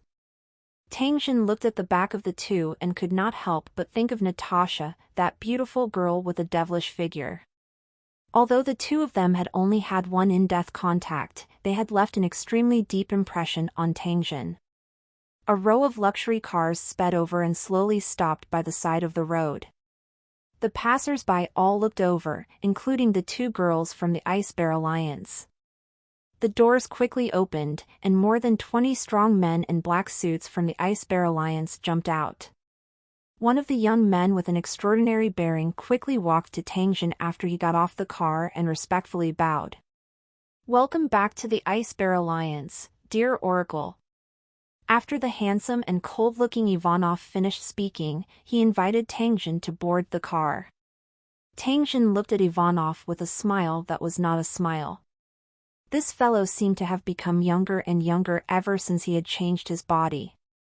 Sitting in the back seat of the car, Ivanov began to talk to Tang Jin and told him about his recent achievements. When the car passed by the two Ice Bear Alliance girls, Tang Jin took a few more glances, but was noticed by Ivanov at the side. This guy had a smile on his face as he continued to chat with Tang Jin. At the same time, he took out his phone and fiddled with it. Tang Jin didn't care about Ivanov's actions. He only listened to his report and nodded secretly. Ivanov's development was quite good, and he now controlled a large force. He was extremely glorious. However, recently, the forces under Ivanov's control had encountered some trouble. A force of equal strength had repeatedly provoked them, and the two sides had clashed several times in the open and in the dark. Ivanov was unfortunately at a disadvantage. Fortunately, Ivanov was not fighting alone. There were now 4 gatekeepers in Tengjin's hands, and they were all helping each other. Just last evening, there were already helpers from Wei Nation and Kimchi Nation who flew to the Ice Bear Alliance to help Ivanov complete some secret work. Tengjin came to the Ice Bear Alliance this time and had many things to deal with. He would definitely stay for a few more days. Since Ivanov was in trouble, he might as well help him deal with it. The two of them chatted with each other, and it didn't take long before they drove into a heavily guarded manor. Tengjin got out of the car and saw Pargo and his sister standing together, waiting for him. "Welcome, Lord Oracle."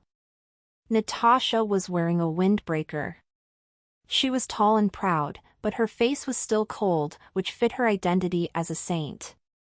After nodding to the two of them, Tengjin entered a luxuriously decorated hall under Ivanov's lead. Tengjin took a sip of coffee as he sat on the soft sofa.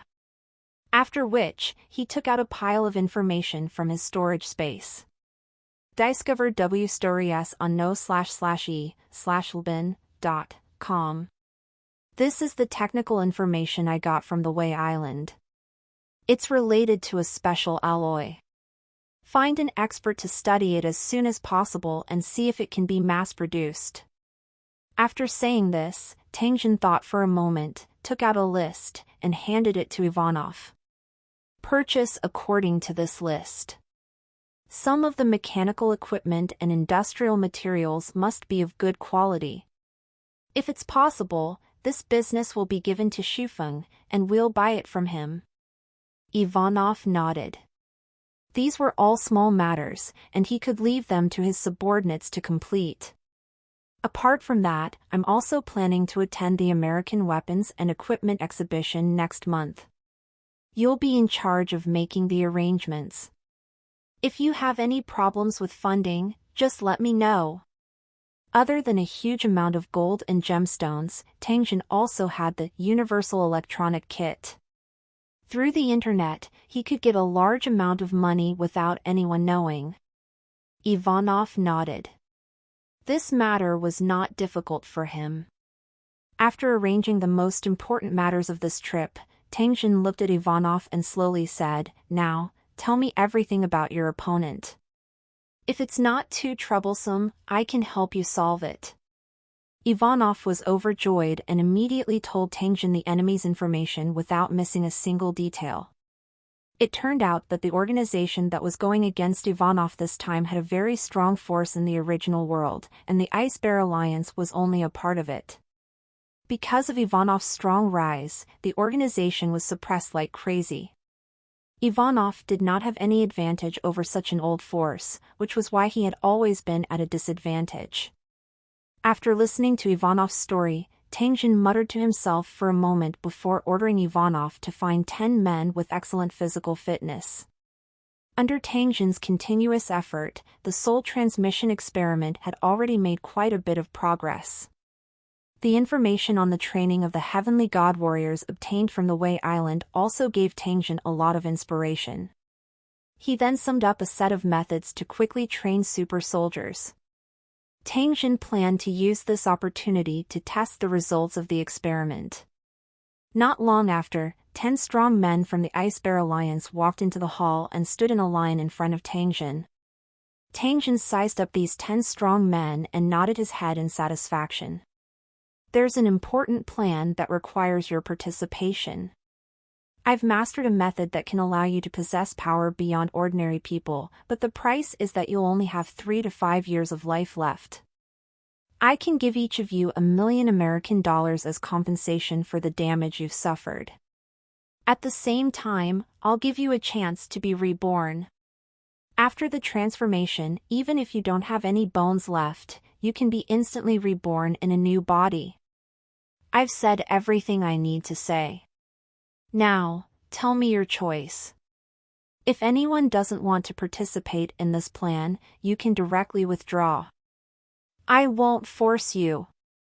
After Tang Jin finished speaking, he looked at the 10 men with an expressionless face and waited for their reply. Ivanov stood to the side, also waiting for his men's answer. The 10 people on the other side looked at each other, but no one chose to back out. All of Ivanov's men had more or less heard about the rebirth altar. Now that Tang Jin had given them a guarantee that they could be reborn and a high compensation, they no longer had any concerns. For the Ice Bear Alliance, which was affected by the financial crisis, $1 million American was definitely a huge sum of money. The 10 of them had no reason to refuse with just these bills. He ordered Ivanov to find a quiet room and found a doctor to anesthetize all 10 people before Tang Jin started to work.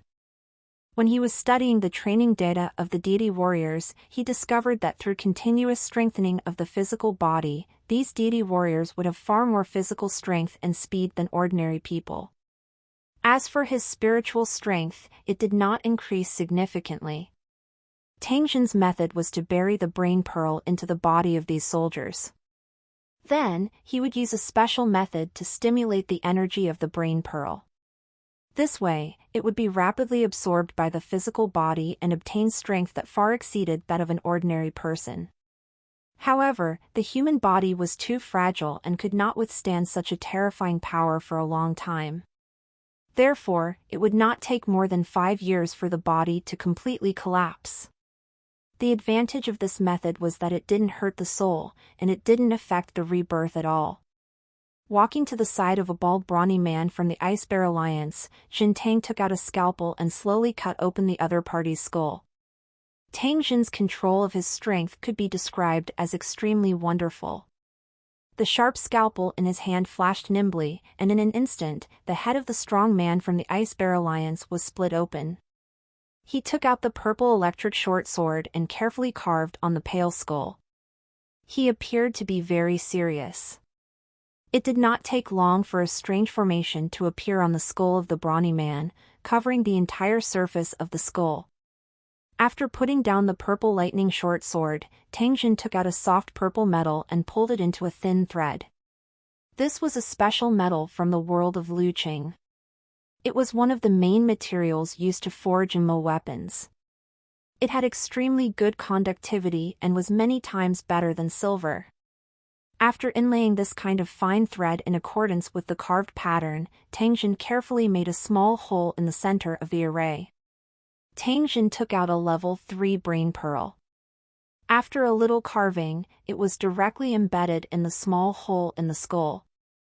After doing all this, Tang Jin took out a long needle. He drew a tube of blood from the brawny man's body and carefully smeared it on the entire array. At the same time, Tang Jin mumbled something and his brain started to glow. The engraved magic circle also began to flash with a faint fluorescent light, which was extremely dazzling. If one's view turned to the inside of the brawny man's skull, one would be able to see countless fine light rays penetrating the hard bone spine and ruthlessly piercing into the brawny man's brain. The moment these light rays pierced into his brain, the strong man of the Ice Bear Alliance, whose hands and feet were firmly fixed in place, began to struggle desperately. At the same time, he let out an unconscious roar from his mouth, like a violent beast. His strong muscles began to swell up rapidly as if they were pumped with air. The blood vessels under his skin were also clearly exposed, as if they would burst at any time. Even his eyes, which had been closed all this time, opened because of the pain. However, his pupils were not focused at all, only like the madness of a beast. However, no matter how he struggled, he could not break free from the restraints of his hands and feet.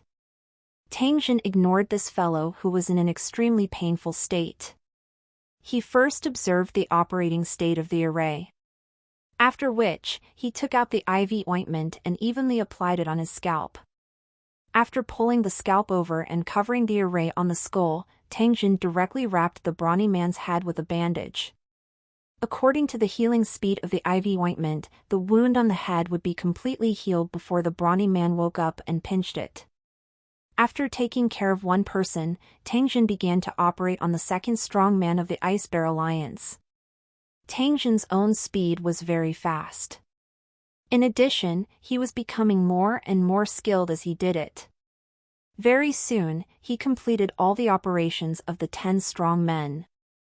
After throwing the scalpel away, Jin Tang took out a bottle of mineral water and took a sip.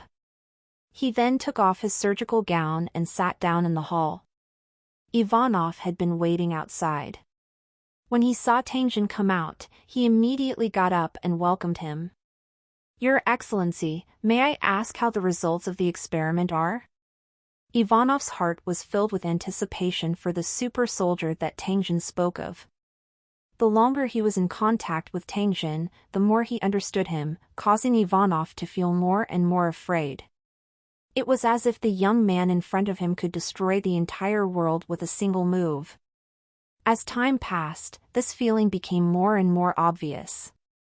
After this meeting, Ivanov even felt his legs tremble slightly, and he had the desire to turn around and run away. Ivanov himself could not figure out why it was like this. If Ivanov asked Tangjin, he would definitely get the real answer, but he didn't have the courage to. Ivanov's body was in such a state because of the brain in his head. Due to the existence of the brain pearl, Ivanov's senses had become extremely sharp. It was also because of this that he could clearly sense how terrifying Tangjin was. This feeling was similar to when a low-level monster encountered a Lord-tier monster. It would feel fear from the soul, and then subconsciously submit and escape. In fact, even if Ivanov didn't say anything, Tangjin could also see the fear in his eyes. Tangjin did not care about this. Instead, he let nature take its course. An appropriate amount of intimidation was also one of the methods to control his subordinates. Tangjin sat on the sofa and stretched his body. He then said to Ivanov, "The experiment should be a success. It won't be long before they wake up, and then we can carry out the test. You have to make good use of these people. With them around, I don't think anyone can stop your expansion." After he said this, Tangjin paused and frowned slightly.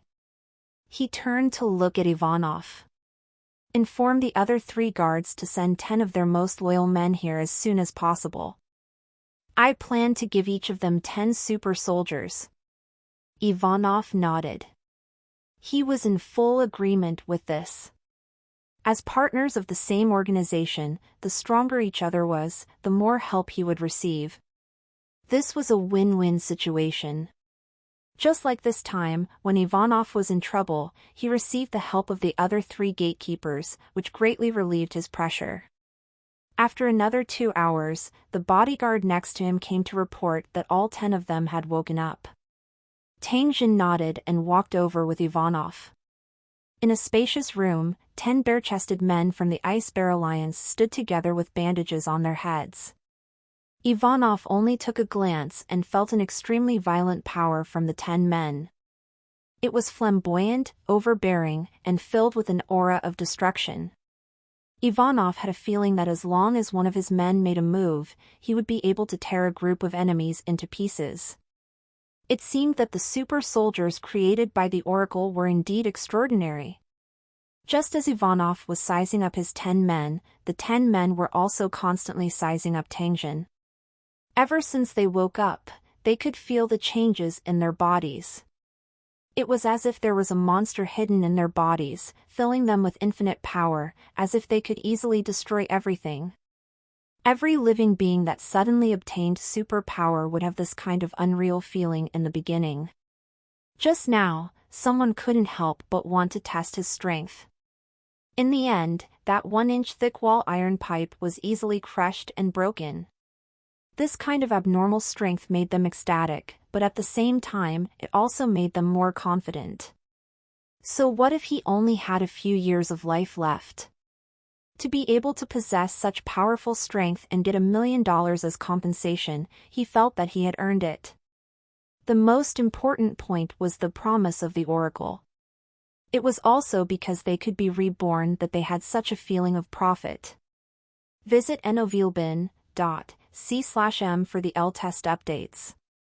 The mysterious Lord Oracle had become even more mysterious and powerful in their hearts.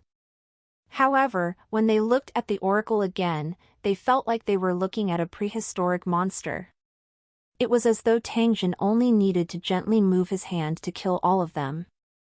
This feeling was so obvious that it made people feel an irrepressible sense of submission from the bottom of their hearts. The 10 people who had just obtained great power and felt that they were above everyone suddenly broke out in cold sweat, and their legs couldn't help but tremble. Tangjin expressionlessly sized up these 10 people. He smiled and nodded. The experiment was very successful. It feels good to obtain great power, doesn't it? Tangjin's voice sounded once again as he turned around and walked out of the door. Since that's the case, come with me to test it out. It's good to let you know how strong you are. Behind Ivanov's manor, there was a spacious green space that covered a few hectares. After everyone came out of the room, Tangjin turned his head and looked at the 10 super soldiers behind him.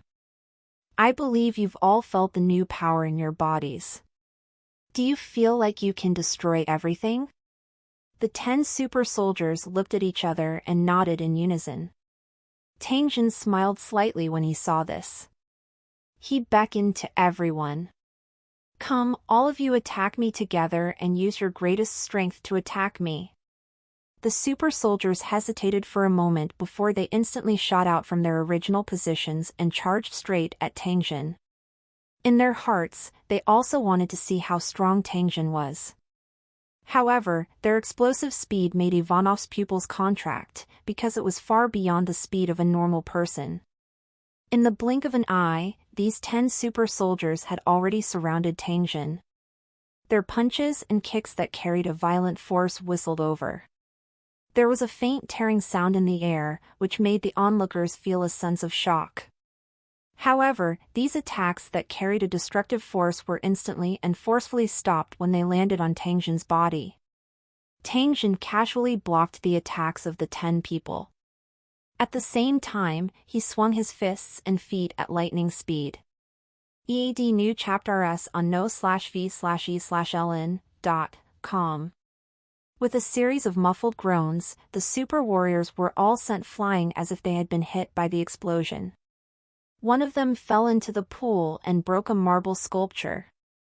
After seeing this scene, all the onlookers were so shocked that they couldn't close their mouths. If such a terrifying power were to land on an ordinary person, there would be no possibility of survival. Fortunately, these super soldiers had extremely strong resistance to attacks. Tangjin did not use too much force either. Therefore, they quickly got up from the ground and returned to Tangjin with frightened expressions. The 10 of them were well aware of their own destructive power, and they were even more aware of the terrifying strength required to defeat 10 people at the same time. Moreover, Tangjin had played it down so easily. This was clearly not his true strength. They were already extremely respectful towards Tangjin. Looking at the 10 super soldiers who were covered in dust, Tangjin said in a deep voice, "You guys haven't gotten used to the power you've just gained, so you'll have to go through a lot of training in the next few days. When you can easily control your body's strength, you can carry out your missions normally." After ordering the super soldiers to retreat, Tangjin modified the rebirth altar in Ivanov's hands so that it had the ability to store souls. If any of these super warriors died in an accident, their souls would be absorbed by the rebirth altar and could enter a new body at any time. After everything was done, Tangjin went to the room that Ivanov arranged for him and continued to read. As night fell, Ivanov prepared an extremely sumptuous dinner, and Tangjin also had a good meal. He took the time to return to the Holy Dragon City. After patrolling the area, Tangjin returned to his original world, took a bath, and prepared to sleep. At this moment, there was a sudden knock on the door. Tangjin opened the door, only to discover 2 hot women from the Ice Bear Alliance standing outside. With just a glance, Tangjin recognized the other party. They were the 2 women he had met when he got off the plane during the day. Compared to the day, the two of them were dressed even more sexily. They were wearing short black silk skirts, full breasts, and long legs. They were full of charm. After seeing Tangjin open the door, they naturally walked in and surrounded Tangjin in the middle. A faint fragrance wafted over, making one's heart throb. These two women were not very old, but it was precisely because of this that they looked even more youthful and full of vitality. These two women came to his bedroom late at night. It must have been Ivanov's arrangement. Tangjin did not expect this guy to be so meticulous. Tangjin had already gradually adapted to this kind of act and did not have much resistance in his heart. It would be a problem if he didn't eat a delicious dish that was delivered to his door. Moreover, he really liked it. Reaching out his hand to hold the two slender waists, Tangjin used a gentle force and threw them onto the big bed 7 to 8 meters away. In the midst of the exclamations, the two women landed lightly on the bed, only making a slight sound. "Oh my God, what a wonderful feeling! So strong! He actually threw the two of us so far away." The two women's exclamations sounded one after another. At the same time, they seemed to be teasing Tangjin with their eyes and body movements. Their eyes were filled with lust. Tangjin laughed softly and slowly walked toward the large bed. At this moment, a soft shout was heard. "You two pieces of trash, get out of here immediately." Natasha stood at the door and looked at the two women on the bed coldly. After hesitating for a while, the two women got up and left with a chuckle. When they passed Natasha, they even showed a provocative smile. After fiercely glaring at Tangjin, Natasha turned around and left without looking back. Looking at Natasha's actions, Tangjin laughed and turned back to his bed. The door behind him slowly closed without any wind. The next morning, Tangjin drove the off-road vehicle and left Ivanov's manor. The goal of his trip was to an abandoned city of the Ice Bear Alliance. Many years ago, a terrible disaster had occurred here, causing the city to be completely abandoned. Now, it was deserted. To others, it was a land of disaster, filled with painful memories. However, to Tangjin, that place was a very suitable place to hide his secret. He was going to build a super large soul fusion array there to speed up the detection of the plane coordinates of the Lucheng world. It was unknown how far the Lucheng world was from the original world. Before the specific coordinates were determined, Tangjin would never be able to achieve soul transmission across planes. Therefore, Tangjin used the virtual game as a cover.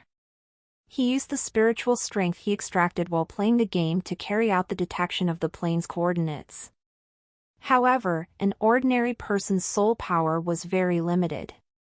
Every trace of soul power was insignificant, and it would be constantly consumed in the process of launching. After crossing an uncountable distance, the soul power would become weaker and weaker until it completely dissipated.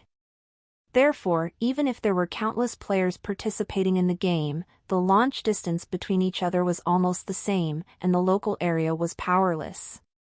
The best solution was to gather a part of the soul power and form a more powerful soul beam. This kind of soul beam had a longer range and was more solid, so it would not dissipate easily. The scattered soul power was like iron powder, which was far less solid than a steel ingot after smelting. The formation that Tangjin had set up had the effect of smelting. The reason why Tangjin chose this abandoned city of the Ice Bear Alliance was because when the array was refining and shooting out soul beams, it would have a huge impact on ordinary people. This was especially so when he was refining his soul power. The effects were the most severe. During this period, if an ordinary person with weak willpower approached the array, they would quickly develop a terrifying illusion. Only when the smelting process was completed or when one had left the range of the array's influence would one be able to escape from the illusion. For ordinary people with strong soul power, as well as those real spirits, this array also had a great temptation. Once they sensed the existence of the array, they could not help but move closer to the array. With these disadvantages, there was no need to consider densely populated places. Tangjin considered for a long while before deciding to build the Soul Fusion Array in this abandoned city. One reason was that this place was deserted and very few people visited.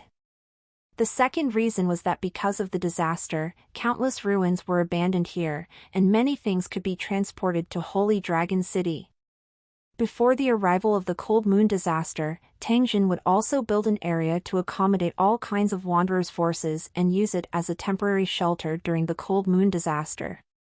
The materials needed to build this sanctuary would have to be collected from this abandoned city. The city that Tangjin was heading to was called Ghost City by many people.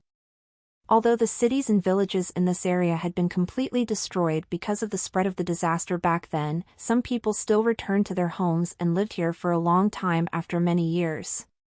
Tangjin drove the car all the way forward, continuously passing through the broken roads before finally arriving at the destination of this trip.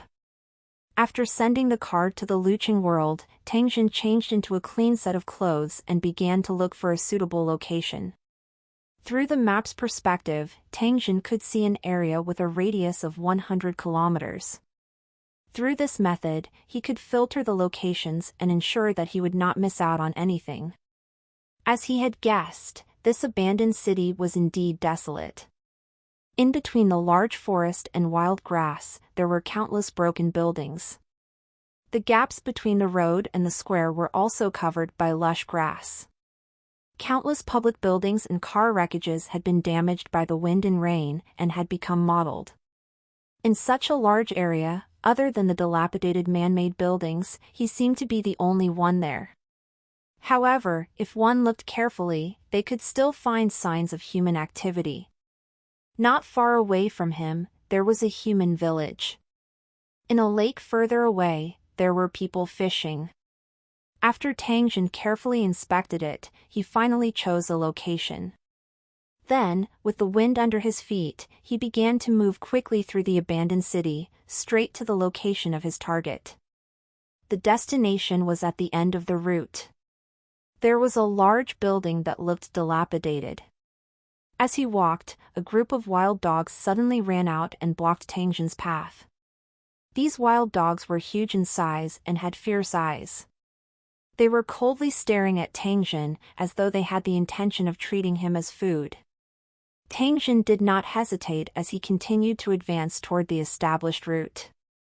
When this group of wild dogs saw Tangjin rushing over, they actually also swarmed forward, their sharp teeth directly biting at Tangjin.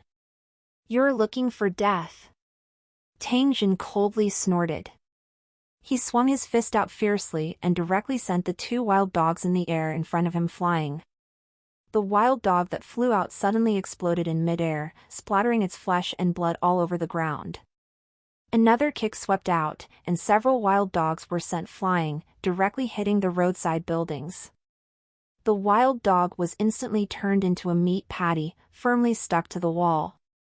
The remaining two wild dogs whimpered and immediately ran away with their tails between their legs. They were extremely fast. These two beasts had also realized how terrifying Tangjin was. In the face of the threat of death, they made the wisest choice. After getting rid of a few wild dogs that blocked the way, Tangjin continued to move forward. It didn't take long for him to reach his destination. Tangjin frowned slightly after sweeping his gaze over the dilapidated building. However, he still walked in. After decades of wind and rain, this place had become extremely dilapidated, dust and garbage were everywhere. Because of the hasty evacuation back then, many of the items in the building had been abandoned and scattered on the ground. A group of wild pigeons occupied the space of one floor. After seeing Tangjin, they were not afraid at all. After spending half an hour, Tangjin carefully looked through the abandoned building and decided to build the Soul Fusion Array here. He first chose a room that was big enough on the top floor, then cleared out all the debris in the room. The next thing to do was to build the altar. Because there were abandoned buildings everywhere, there was no lack of materials to build an altar. Tang Jin ran to a square and used the purple electric short sword to cut up a number of concrete blocks, storing them in the storage space. After returning to the top floor, Tang Jin neatly stacked these concrete blocks and then used the purple lightning short sword to cut and trim them. After the main body of the altar was done, Tang Jin teleported back to Holy Dragon City and took some mixed high-grade cement. He mixed it with a quick solidifying agent and smeared the surface of the altar evenly. After doing all this, Tang Jin only needed to quietly wait for the cement to set. However, this did not mean that he could be idle, as there were still many things for him to do. After walking out of the abandoned building, Tang Jin walked around and came to a signal tower. He used the purple electric short sword to cut the steel structure of the signal tower in half and put it into his storage space. After returning to the top of the abandoned building, Tang Jin directly made a big hole on the top of the altar and inserted half of the signal tower into it. After arranging the signal tower, Tang Jin moved a pile of debris and blocked all the cracks in the hole. After the soul fusion altar was set up, the signal tower could collect and receive the scattered soul power. The condensed soul beam would also be sent out through this half of the signal tower to the endless void. After finishing the antenna, the hardness of the concrete also met the requirements. Tang Jin began to calm down and carve the array. This was a tedious task. Even with Tang Jin's speed, he would need at least half a day to complete it. Just as Tang Jin was concentrating on building the soul fusion altar, 2 cars had also entered the abandoned city. After the car stopped, a group of young people jumped out of the car. Looking at the appearance of these young people, they should be here to play and explore. From their equipment, it could be seen that they were planning to occupy this place for a while. All test NOVL on novelben/.cm. However, they didn't rashly run around. After all, a huge disaster had happened here, and there were still many places left with fatal dangers. After using the instrument to measure 1 round, the group of young people continued to move forward with excited faces. It was just that the end point of their route was coincidentally the building that Tang Jin had chosen. Not long after the group of young people left, a few more cars whizzed over, driving at an extremely fast speed. After seeing the cars on the side of the road, the few cars suddenly stopped, and a group of burly men jumped out of the cars. These people's faces were gloomy and fierce, and they carried a murderous aura. One look and one could tell that they were not good people. Especially when they took out all kinds of guns and weapons from their cars, they looked even more like bandits. The leader, a bald man with an aquiline nose, threw away the cigarette butt in his hand and waved to the people behind him. He carried an automatic rifle and chased in the direction where the young man disappeared. Unfortunately, Tang Jin was currently inscribing a formation and did not notice the scene that was happening outside. Otherwise, he would definitely sigh. Did this group of people have nothing better to do? Why did they all come to this godforsaken place? What happened to the dilapidated, remote, and uninhabited place? After passing through the square overgrown with grass, the group of young people had already arrived at the abandoned building and were pointing at it. 2 girls were still taking selfies with their phones and quickly uploading them to social media sites. Exploring an abandoned city like this would always give people a very cool feeling, which was also the motivation for them to come here. We'll rest here tonight. Do you have any objections? A tall young man from the Ice Bear Alliance turned around and asked his partner. Sure. I think this place is not bad. Look, there are so many people replying to me. They're all liking the post. Looking at his busy companions, the young man shrugged his shoulders and led the way into the abandoned building. His companions behind him also carried their own bags and followed him in. However, they had never imagined that there would be endless nightmares waiting for them inside this building. The abandoned building that had been abandoned for a long time became lively again. This group of young people did not care much about the dirty environment. With excitement and apprehension, they began to look around the abandoned building that was tens of thousands of square meters. As it had been a long time since humans visited, the abandoned building had become a paradise for animals. Creatures like rats and sparrows appeared from time to time. In the corner of a room, the group of young people unexpectedly found a large pile of bones that looked very fresh. It was dirty, broken, and had a terrifying aura. In such an environment, the group of young people were not frightened. Instead, they continued to explore with great interest and took out their mobile phones to take pictures from time to time. The already abandoned scenery, coupled with the text description, caused a constant stream of exclamations and questions on social media, which greatly satisfied their vanity. This abandoned building was very large and had a lot of rooms. They wandered around for half a day but still hadn't reached the top floor. Just as these young people were about to continue their exploration to the higher floor, a young man inadvertently came to the window and happened to see two burly men holding rifles. When he saw the two of them heading straight for the abandoned building, the young man suddenly felt a sense of danger. Could it be that these guys with guns are here for us? After the young man realized this, he immediately turned around and ran to his companions, shouting out his discovery. "What did you say? Someone barged in with a spear?" A golden-haired girl in outdoor clothing was stunned when she heard this. At the same time, a hint of worry appeared on her face. Among these people, her identity was the most special. If these armed criminals were really coming for them, then she was most likely their real target. "We have to find an exit and leave this place. We can't let them catch us." A strong young man with short hair pulled out a pistol from his waist and said to the crowd, "That's right. We have to leave as soon as possible."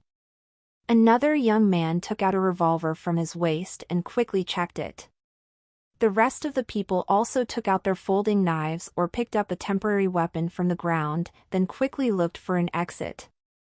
Before they came here to explore, they had all prepared their own weapons for self-defense in case of danger. The citizens of the Ice Bear Alliance were tough. Among this group of young people, several of them had gone to military school before, so they were not too flustered. They carefully walked along the corridor while constantly observing their surroundings. The two people in front and behind them even raised their pistols in alert. Just as they turned a corner, a criminal with a submachine gun happened to walk over. As soon as the two sides met, the criminal pointed his gun at the crowd, which was self-evident. "Damn it!" The young man at the front immediately opened fire, firing several times in a row, forcing the armed criminal to a corner. "Run! Hide! We're their target!" Following the young man's shout, everyone immediately ran to higher ground. Gunshots were heard. The criminal had rushed up and started shooting from behind. The criminal didn't seem to want to kill the young men, so he flicked his gun a little, and most of the bullets flew elsewhere. The young men, who were in a hurry to escape, did not realize this. They frantically looked for an exit, only to find that all the exits were guarded by bandits. In a panic, these young people began to run upstairs, hoping to find a safe place on the top floor and then call for help. The criminals didn't seem to care about the young people calling for help. They drove them away unhurriedly and even took out their mobile phones to record. It didn't take long for these young people to run to the top floor, which was the floor where Tangjin was located. In fact, Tangjin had already discovered their tracks when these people entered the abandoned building. At the same time, he noticed the group of armed criminals. However, Tangjin ignored these people. He merely used a stone to block the door of the room he was in. After which, he continued to inscribe the array. Even the gunshots and the criminals' laughter didn't disturb his work. By the time these young people rushed to the top floor, Tangjin had already finished inscribing the array. He straightened his back and stretched his muscles and bones. Tangjin frowned slightly when he heard the occasional gunshots and the panicked screams of men and women outside. I thought this was a peaceful place, but I didn't expect so many people to come and make trouble. If this situation continued, the Soul Fusion altar would most likely be exposed. It took me half a day to get this Soul Fusion altar done, and it's very important to my plan, so I can't expose it easily. Since that's the case, I'll have to use some extreme methods. After Tangjin thought up to this point, he immediately took out the brain pearl and began to embed it into the array. After he was done embedding, he waved his hand and a few huge plastic buckets appeared on the ground. The scarlet liquid in the plastic buckets was the monster blood that Tangjin had specially collected. Without this thing, the Soul Fusion array could not function normally. Tangjin casually lifted the bucket and poured all the monster blood into the Soul Fusion altar, filling the pool to the brim. The engraved array was also completely submerged by the blood, and no trace could be seen on the surface. With another wave of his hand, a monster's brain that was stored in a glass container was taken out. Tangjin carefully placed it in the center of the blood pool in the Soul Fusion altar. After sealing all the windows in the room, Jin Tang once again took out some strips of monster skin and used the blood of the monster to write runes on them. After he finished writing the runes, Tangjin took out a nail and used his bare hands to push these leather strips against the surrounding walls. After doing all this, the gunshots outside had stopped, and the criminals had forced the group of young men into the corner of the top floor. Tangjin slightly shook his head as he looked at the flustered and frightened expressions of the group of young people. He turned around and walked to the front of the Soul Fusion altar. A series of obscure and strange incantations were emitted from Tangjin's mouth and continuously reverberated in the room. When the incantation was heard, the blood pool filled with the monster's blood began to flash with red light. The flickering light was very regular, as if some kind of creature was breathing continuously. At the same time, the runic leather strips that were nailed to the wall also began to flash with a faint red light, which reflected the blood pool. At some point in time, the monster's brain above the blood pool began to tremble slightly. Blood vessels slowly extended from the brain and plunged into the blood pool like plant roots. When the blood vessels came into contact with the fresh blood in the blood pool, they immediately began to absorb it madly. The size of the monster's brain began to grow rapidly. While Tangjin was chanting the incantation, he was also staring at the blood pool and continuously replenishing it. When the monster's brain grew to the size of a wheel, it stopped growing. However, even more blood vessels were drilling out of the brain. As they waved in the air, they were also constantly growing thicker and longer. It didn't take long for the blood vessels to touch the half of the signal tower and quickly wrap around it. Countless blood vessels extended out and covered the surface of the signal tower. In just a few minutes, the signal tower in the house had completely turned into a tower of flesh and blood. Full 0W current novels on n/o/v/3l/b in.co/m. The gigantic brain emitted a faint red light, which quickly spread to the signal tower along the blood vessels and spread out from the top of the signal tower at lightning speed. As soon as the red light spread, it attracted a thunderbolt from the clear sky, and a large number of dark clouds quickly gathered. In just a dozen minutes, the sky above the abandoned city had become extremely gloomy, and the sun's rays had been completely blocked. A large amount of gray fog appeared out of thin air and quickly spread across the abandoned building area. The gray fog was getting thicker and thicker. After less than 10 minutes, the surrounding area of the abandoned building could no longer be seen beyond 3 meters. Tangjin watched everything that was happening outside through the map view as a trace of a smile appeared on the corner of his mouth. The Soul Fusion array is complete.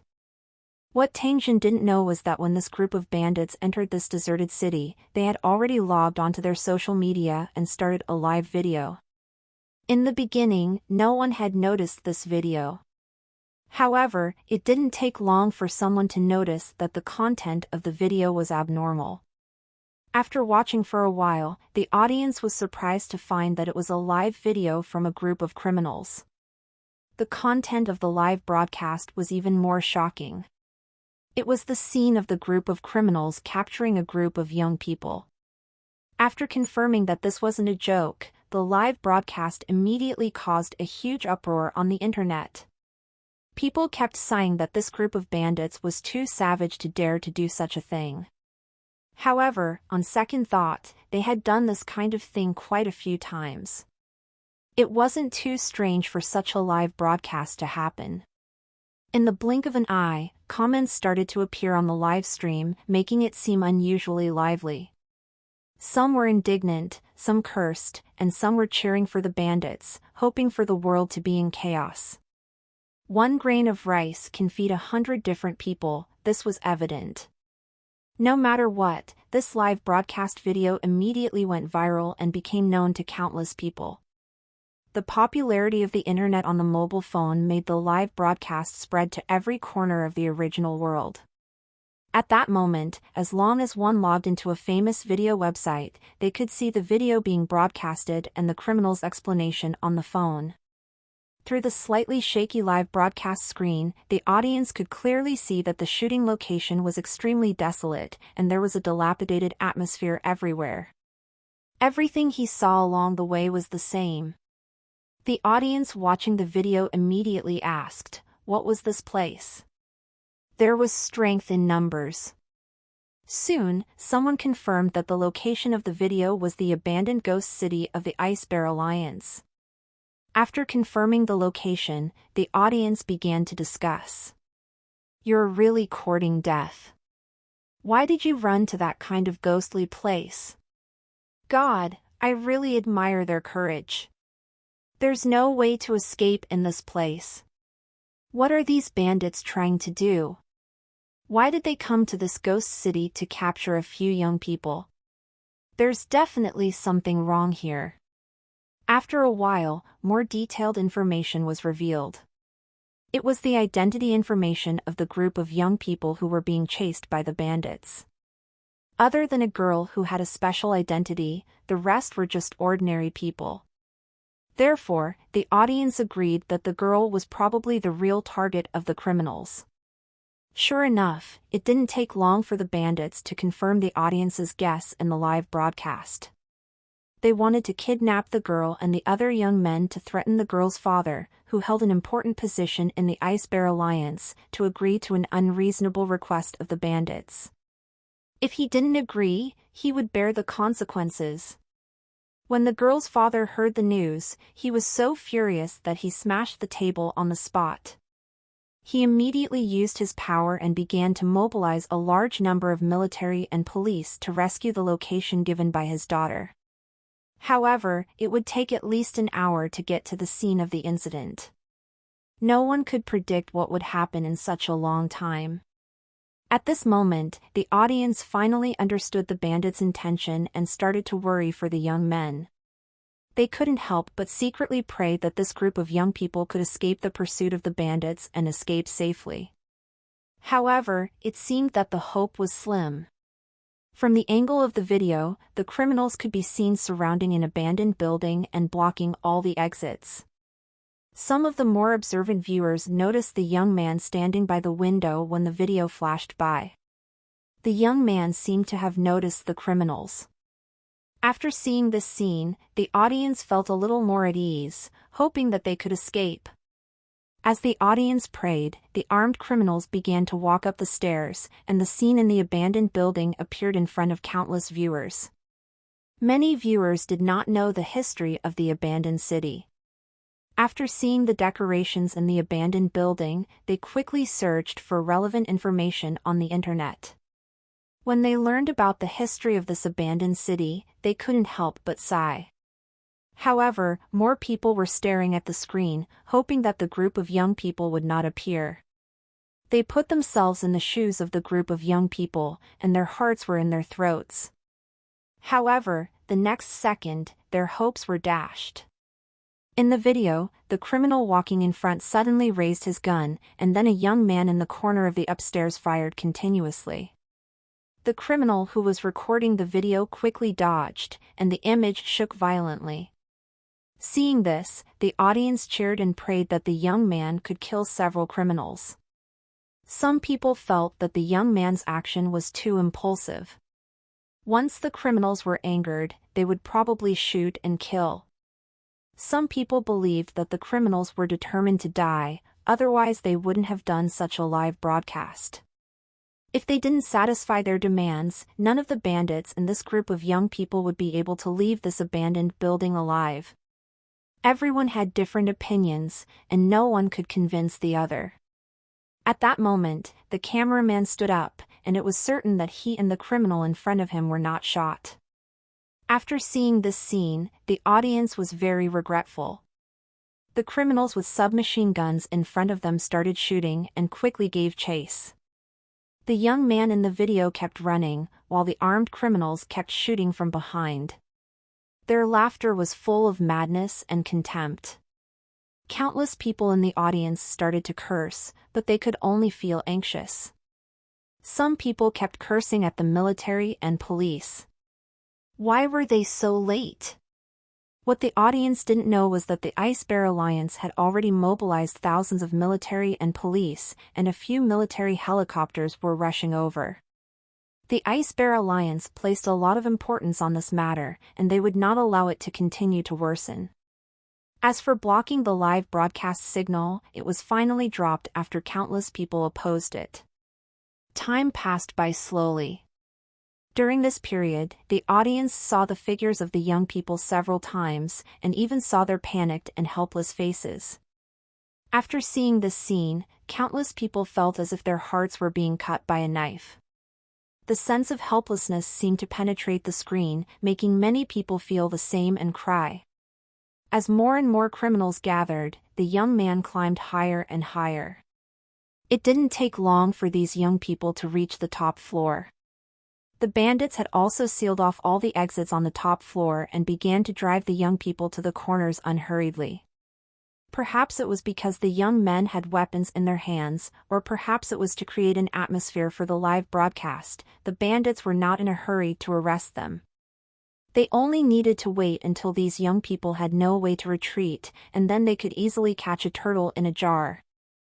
After seeing this scene, the audience realized that these young people had no way of escaping. Countless people fell silent, silently waiting for the final outcome. However, at this moment, a change occurred.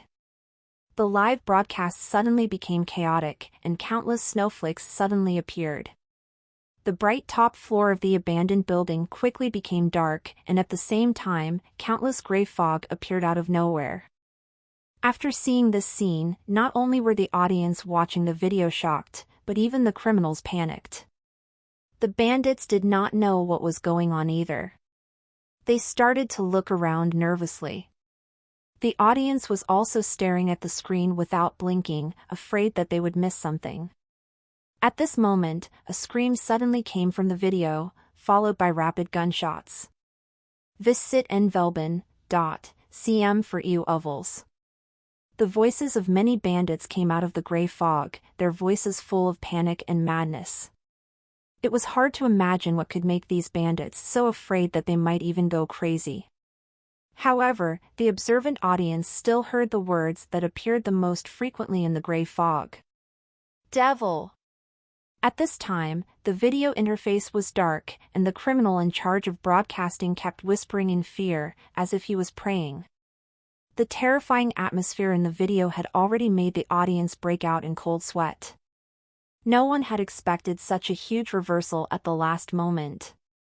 The audience was confused. What was going on?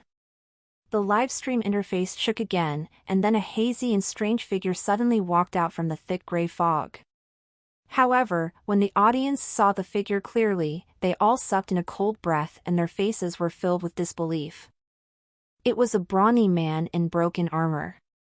He was dressed in medieval clothes, covered in blood and stains, and his cloak was broken and burnt. The audience was shocked because the armored man didn't have a head. Oh my God, this is the Headless Horseman! After seeing this, the audience finally understood why the bandits kept shouting demon. At this very moment, the demon had appeared before their eyes. As they watched the Headless Horseman slowly approach the criminal who had recorded the video, all the viewers felt a chill run down their spines.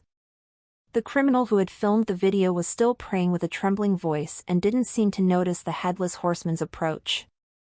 At this moment, the Headless Horseman suddenly raised his hand and slashed down with his long sword. A scream was heard. It was obviously the voice of the criminal who had taken the video. The Headless Rider bent down, grabbed a round object, and placed it on his neck. Upon closer inspection, it was actually a bloody head. Oh my God, it's the head of the criminal who took the video. As the Headless Horseman placed the thug's head on his neck, he suddenly opened his eyes and revealed a sinister smile. Almost all the spectators screamed in horror. At this moment, the live stream was suddenly cut off. The excited audience started to curse. At the same time, they started to make various guesses and discuss whether the strange Headless Horseman was real or fake. The outcome of the discussion was not important. What was important was that from now on, this abandoned building would become the most famous ghost land in the original world. Countless adventurers tried to approach the abandoned building to find the secret on the top floor. However, these adventurers were either scared out of their wits or seriously ill, but no one could get close to the top floor. In the end, this abandoned building became the only officially recognized ghost land, and its reputation rose. Tangjin was actually unconcerned about the waves that were set off in the outside world. After throwing away the criminal's head and turning off the virtual reality simulator, the terrifying Headless Horseman's outfit instantly disappeared, revealing Tangjin's original appearance. The scene of the prank just now had actually been recorded and broadcasted live. This was something that Tangjin had not expected. But it didn't matter, it wasn't his real face anyway. Perhaps it wouldn't take long for this place to become famous. He had originally wanted to find a quiet place to set up the Soul Fusion Array, but he didn't expect that the more he caused trouble, the more attention he would attract. Now, it was known to the whole world. Tangjin wasn't afraid of people knowing about the existence of the Soul Fusion Array. He just didn't want the Soul Fusion Array to affect the lives of ordinary people. Follow US stories at nvl/by/n.com. With the technological level of the original world, it was impossible to destroy the operation of the Soul Fusion Array. And if a large number of humans came close, it would only allow the Soul Fusion Array to absorb more of the dissipated soul power. If the machines and equipment got too close, they would be affected by the strange magnetic field and would not be able to work properly. Since things had already come to this, he would just let nature take its course. After dealing with all the bandits, Tangjin turned his attention to the operating Soul Fusion Array. From Tangjin's point of view, spiritual strength was a type of yin energy. On the other hand, the normal world was filled with countless yang energy.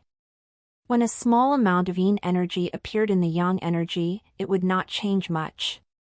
However, once a large amount of yin energy appeared, it would produce a violent reaction. The most direct manifestation of this was the huge change in the surrounding environment. Dark clouds loomed, the temperature plummeted, and ghost fog grew. This was the demon ghost that was formed after a massive amount of yin energy was gathered together. Ever since the Soul Fusion altar was built, this area had become a ghost domain, blocking outsiders from peeking and collecting soul energy from the surroundings. The bandits and young men in the abandoned building were the first group of outsiders to experience the horror of the demon ghost. In one of the rooms on the top floor, a few young people gathered together and held the door tightly, nervously listening to the sounds outside. At this moment, their faces were filled with fear. As if they were playing a game of cat and mouse, the criminals drove them to the highest point of the abandoned building, making sure that they couldn't escape. The room they were in was their last resort. Other than jumping off the building, there was no way to escape. A sense of despair and pessimism rose in everyone's hearts, and several girls were already sobbing secretly. Have you made the call? When will the police come? I've already fought, but I don't know when they'll come. I'm afraid we'll be caught by these criminals before the police arrive. The more they spoke, the sadder and more worried they became. Some of them had already started pulling their hair and were on the verge of collapse. At this moment, another commotion was heard. The bandits had already gathered. The young man in the room immediately became more nervous when he heard the bandits' voices. Someone ran to the window to see if there was any hope of escape, but he was surprised to find that the surrounding environment had changed. Oh my God, look, why is there such a thick fog outside? Following his exclamation, the panicking crowd finally noticed the change in the environment outside. At the same time, they also noticed that the fog around them was getting thicker. Unknowingly, he could not even see his fingers when he stretched out his hand. What's going on? Look, our room is also filled with gray fog. If the outside is also filled with this fog, can we take the opportunity to escape? Everyone's eyes lit up when they heard this. They all thought that this was a heaven-sent opportunity. As for the reason for the fog, no one cared. They peeked out through the gap in the door and found that the corridor outside was indeed filled with the gray fog, and the criminals were gone. It was as if those criminals had quietly disappeared from this world. Although the situation before their eyes was very strange, this group of young people immediately became excited. They quickly opened the door and walked out carefully. The girl who was walking at the back inadvertently glanced at the window when she was about to go out. She was surprised to find that there was a person squatting in the corner beside her, facing the wall. Because of the thick fog, she couldn't see the other person's face clearly. The girl thought that this was her companion, so she quickly leaned over and patted the other party's shoulder. What are you doing? We should go. However, before the girl's palm could touch her squatting companion, she heard someone calling her softly from behind. The girl turned around and looked, but she didn't see who was calling her. When the girl turned around, she realized that the person who was squatting on the ground had disappeared. The girl was shocked and ran out of the room in a hurry to chase after her companion. However, when she ran out, she was horrified to find that her companions had disappeared. This was no small matter. The girl's face immediately turned pale, and her body trembled. Where are you? Where are you? The girl called out her friend's name softly, but there was no response, which made her even more panicked. He was surrounded by thick fog, and he couldn't see his surroundings clearly. Naturally, he couldn't tell which direction he was going. The girl was only relying on her blurry memory to move towards the exit. As she walked, the girl suddenly realized that a few blurry black shadows had appeared in front of her.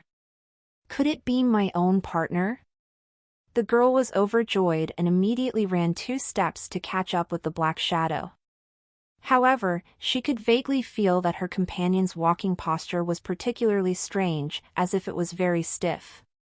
When she finally caught up, the girl reached out to pull her companion who was closest to her, but she felt that she had touched a piece of hard frozen meat. At this moment, the companion turned around and looked at the girl. When she saw the face of her companion, the girl's eyes widened and she couldn't help but scream. It was a human face with missing flesh and skin, as if something had gnawed on it. The white bones were exposed, making it look extremely ferocious. On his body, there were a few obvious bullet holes, and his clothes were completely soaked in blood. From the outside, it was a complete corpse. But now, this corpse was standing and walking and staring at her with a cold and silent gaze. Beside the corpse, there were a few other similar black shadows that turned around at the same time. While the girl was frightened, she recognized the other party's identity. They were the bandits who had tried to kidnap them. But now, the criminal was dead. The girl did not hesitate to turn around and escape. Even though she fell a few times in a row and her head was bleeding, she still ran for her life. There was only one thought in her mind, and that was to leave this place as soon as possible, to escape from this terrifying place. As she ran, another black shadow appeared beside her, but the girl didn't dare to go up and check again. The girl ran forward with her head lowered, but she still couldn't suppress her curiosity. She sneaked a glance at the black shadow. The girl was scared out of her wits. The shadow was a woman. She wore a tattered dress that was covered in blood and dirt. The woman's body was covered in wounds and blood was constantly dripping from her drooping arms. Her long golden hair was soaked in blood and had become a few thick locks, covering her strange face that was full of hatred. Most importantly, the woman was floating in the air. The devil! The girl was on the verge of a mental breakdown as she thought of this. She ran madly in the abandoned building, screaming and venting the fear in her heart. What the girl didn't know was that her companions were also in the same situation. Everyone was so frightened by the constant appearance of ghosts that they were on the verge of collapse. This abandoned building was now filled with eerie ghostly figures. In fact, the ghostly abandoned building would not really kill them.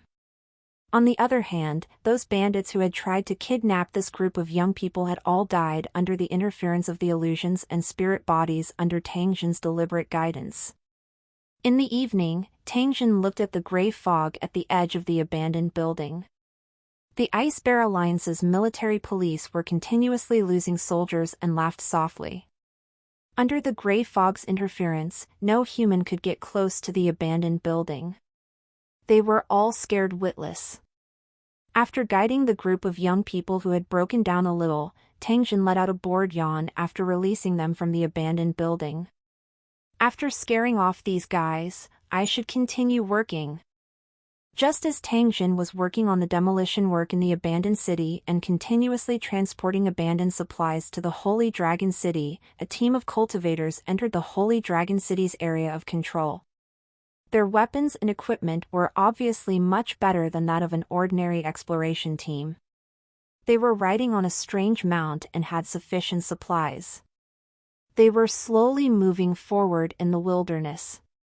At the very front of the troop was a muscular man with a straight back, looking around vigilantly. He had a huge battle bow in his hand. Beside the brawny man, a young man in leather armor came over and smiled at the brawny man. "Big brother Iron Dragon, you don't have to be so nervous. This is only the Wildlands. There won't be any powerful monsters here. Didn't you see that we've walked for more than 10 miles and not a single low-level monster has appeared?" The brawny man turned and glanced at the young man. He snorted coldly and said, "What do you know, kid? Although this Wildlands is barren and desolate, the monsters are far more powerful than you think. I heard that a few decades ago, the Elven Cultivator team was completely annihilated by a group of 5th-tier Cyclops. When a one-eyed giant goes berserk, its combat ability is extremely powerful. It is definitely not as simple as you think." After he said that, the burly man glanced at the tall stone pillar in the distance with a hint of solemnity in his eyes. He was worried about the mission this time. They had spent nearly half a year traveling thousands of miles to reach this wildland only because they had accepted a mission to find the Moonlight Pebbles on the Cornerstone trading platform. According to the quest's hint, the team of elf cultivators had died at the hands of the Cyclops in the Wildlands. The Moonlight Pebbles they carried should be in the territory of the One-Eyed Giant. If he wanted to find the Moonlight Pebble, he had to get past the One-Eyed Giant first. This was what Iron Dragon was most worried about. Although their mercenary group was quite strong, with the exception of him, who was a rank 5 cultivator, the other members were all rank 4 cultivators and holy masters. However, when facing the One-Eyed Giant, Iron Dragon still did not have the confidence to win. For this mission, Iron Dragon had invested too much energy and money. This was also related to the mercenary group's promotion qualifications. Therefore, this mission had to be completed. Tai Long couldn't help but sigh as he thought of this. Follow uStories at n/VELB/in.com. If it wasn't for those guys in Lucheng bullying him too much, he wouldn't have taken the risk and come to this savage land. I hope that this mission can be successfully completed and everyone can return safely. As time passed, the mercenary group finally got close to the area of the stone pillar. Tai Long jumped off his mount and looked at the stone pillar area from a distance. He then waved his hand at the silent girl beside him. The girl was wearing black leather armor, tight black leather pants, and a pair of soft-soled leather boots. Her entire body was wrapped up tightly, and she even wore a pair of specially made glasses around her eyes. Little Ling, go to the stone pillar area and investigate. Remember to be extremely careful. After Tai Long finished speaking, the black-clothed girl immediately ran towards the stone pillar area. Her movements were extremely gentle yet swift. A layer of mist began to spread around her body. The black-clothed girl's figure gradually faded under the shroud of this mist. After a certain distance, she actually disappeared from everyone's sight. This was a Holy Master's ability, and the girl in black was a Grade 4 Holy Master. However, due to her race, the girl in black was more suited for assassination and reconnaissance work. Her Holy Master skills were also more suited for these two jobs. When the black-robed girl went to investigate, Tai Long and his team members didn't let their guard down. They made preparations to receive and escape. Facing a group of enraged Cyclops, the wisest thing to do was to run. Everyone, keep your spirits up. Once there's any change in the situation with Little Ling, we'll immediately retreat. As soon as Tai Long's voice fell, he discovered a wave of water fluctuations beside him. Immediately after, the black-clothed girl's figure appeared out of thin air. Why are you back so quickly?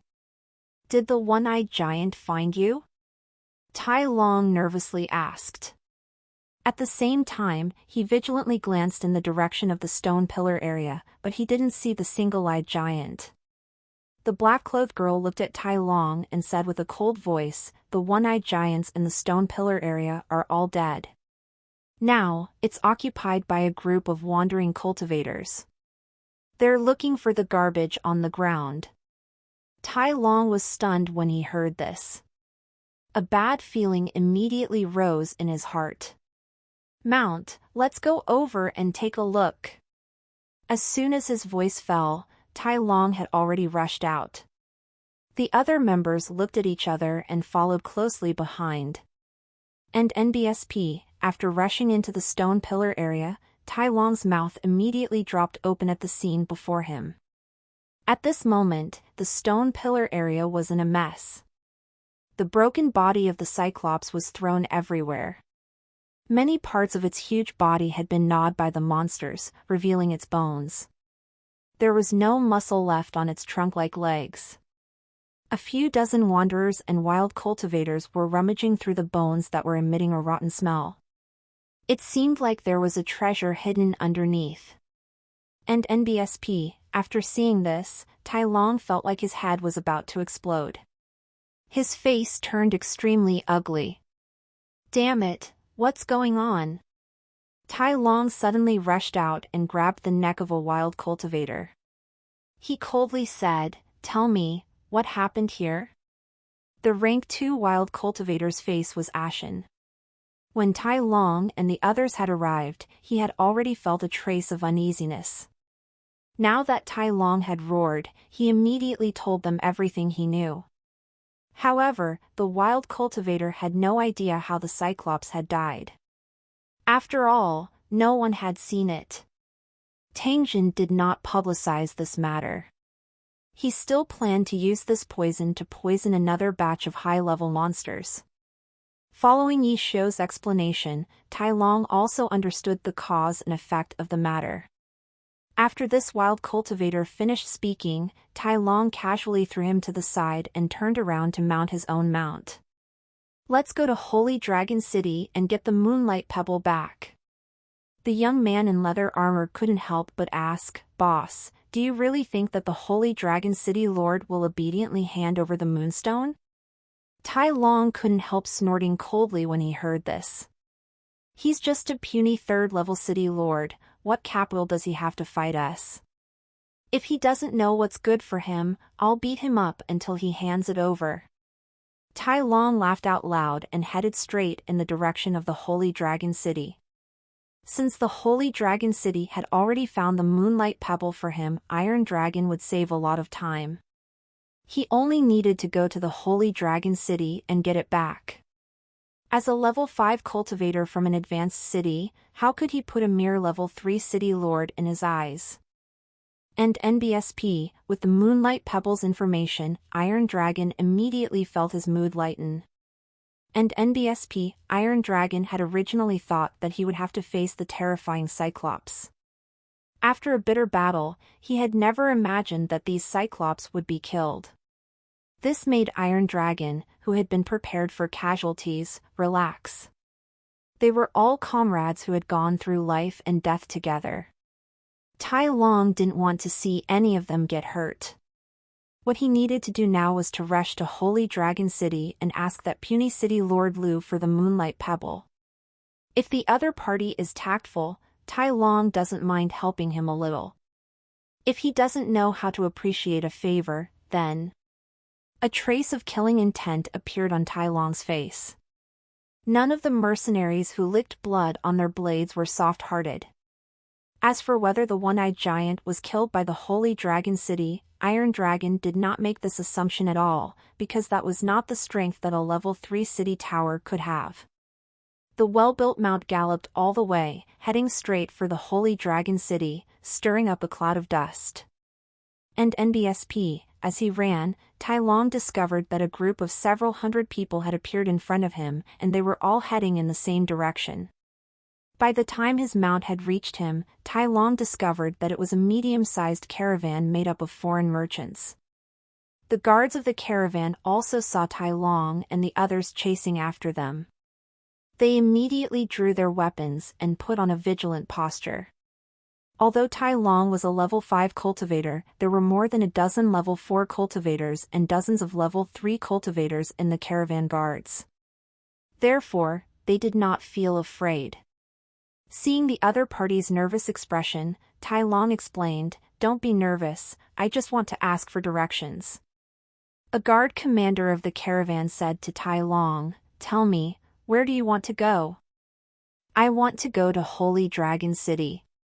"Should I keep walking forward?" Hearing this, the guard leader relaxed his guard a little and pointed forward, "Just follow this path and you'll reach it in no time." Tai Long cupped his hands to express his thanks. "By the way, where are you guys going?" Tai Long, who was about to leave, looked at the caravan guards and suddenly asked. "We're going the same way.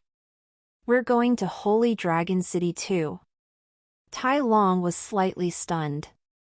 He did not expect this foreign tribe caravan to also be heading to Holy Dragon City. A city tower that could attract non-humankind trade caravans must be either rich in resources or powerful. Otherwise, how could it attract these profit-seeking non-humankind merchants? The Holy Dragon City was able to attract foreign trade caravans. It was probably stronger than he had imagined. But even so, it was still a small third-grade city. Iron Dragon was confident that he could force the city lord to hand over the Moonlight Pebble. Originally, he wanted to ask the guard leader about some information about Holy Dragon City. However, when he saw the guard's vigilant eyes, Tai Long chuckled and continued on his way with his men. It was just a level 3 city tower, he was too cautious. After leaving the caravan, the Iron Dragon mercenary group continued to gallop. It didn't take long for a huge mountain peak that reached the clouds to appear in front of everyone. This monastic robe is the Holy Dragon City. Tai Long looked at the huge city wall in front of him and felt dizzy. The mercenaries behind him also looked at each other with bitter smiles on their faces. Even the tower they were in only had a 20-meter wall. Compared to the Holy Dragon City's 50-meter wall, it was not even worth mentioning. Was a Class 3 building with such walls really that simple? If it was an ordinary Level 3 city with a lack of high-level cultivators, the other party might compromise because of the strength of the Iron Dragon mercenary group. However, the Holy Dragon City was obviously not an ordinary city. At this moment, there were caravans and cultivators going in and out of the Holy Dragon City's gate, making it very lively. This kind of bustling scene could only be seen in high-class buildings. He did not expect Holy Dragon City to be the same. This Holy Dragon City was not simple. Iron Dragon pondered for a while and took the lead in controlling his mount, walking towards the Holy Dragon City's gate. He decided to investigate first before deciding on a method to retrieve the Moonlight Pebble. After arriving at the city gate, Iron Dragon indifferently glanced at the Holy Dragon City's soldiers in charge of the guards, taking the opportunity to judge the Holy Dragon City's martial strength. However, with just a glance, Tai Long's pupils contracted, and his eyes were full of shock and confusion. The Holy Dragon City warrior in charge of guarding the gate in front of Iron Dragon was actually wearing equipment that was not inferior to the Iron Dragon mercenary groups. The weapon in his hand especially made Iron Dragon's heart tremble. As a veteran mercenary, Tai Long recognized the origin of this strange weapon at a glance. The flintlock was an expensive and powerful weapon that had a high price but no supply. A few years ago, Iron Dragon had encountered a mercenary group that used flintlocks and cannons as their main weapons. This mercenary group's combat power was amazing, and their reputation was spread far and wide.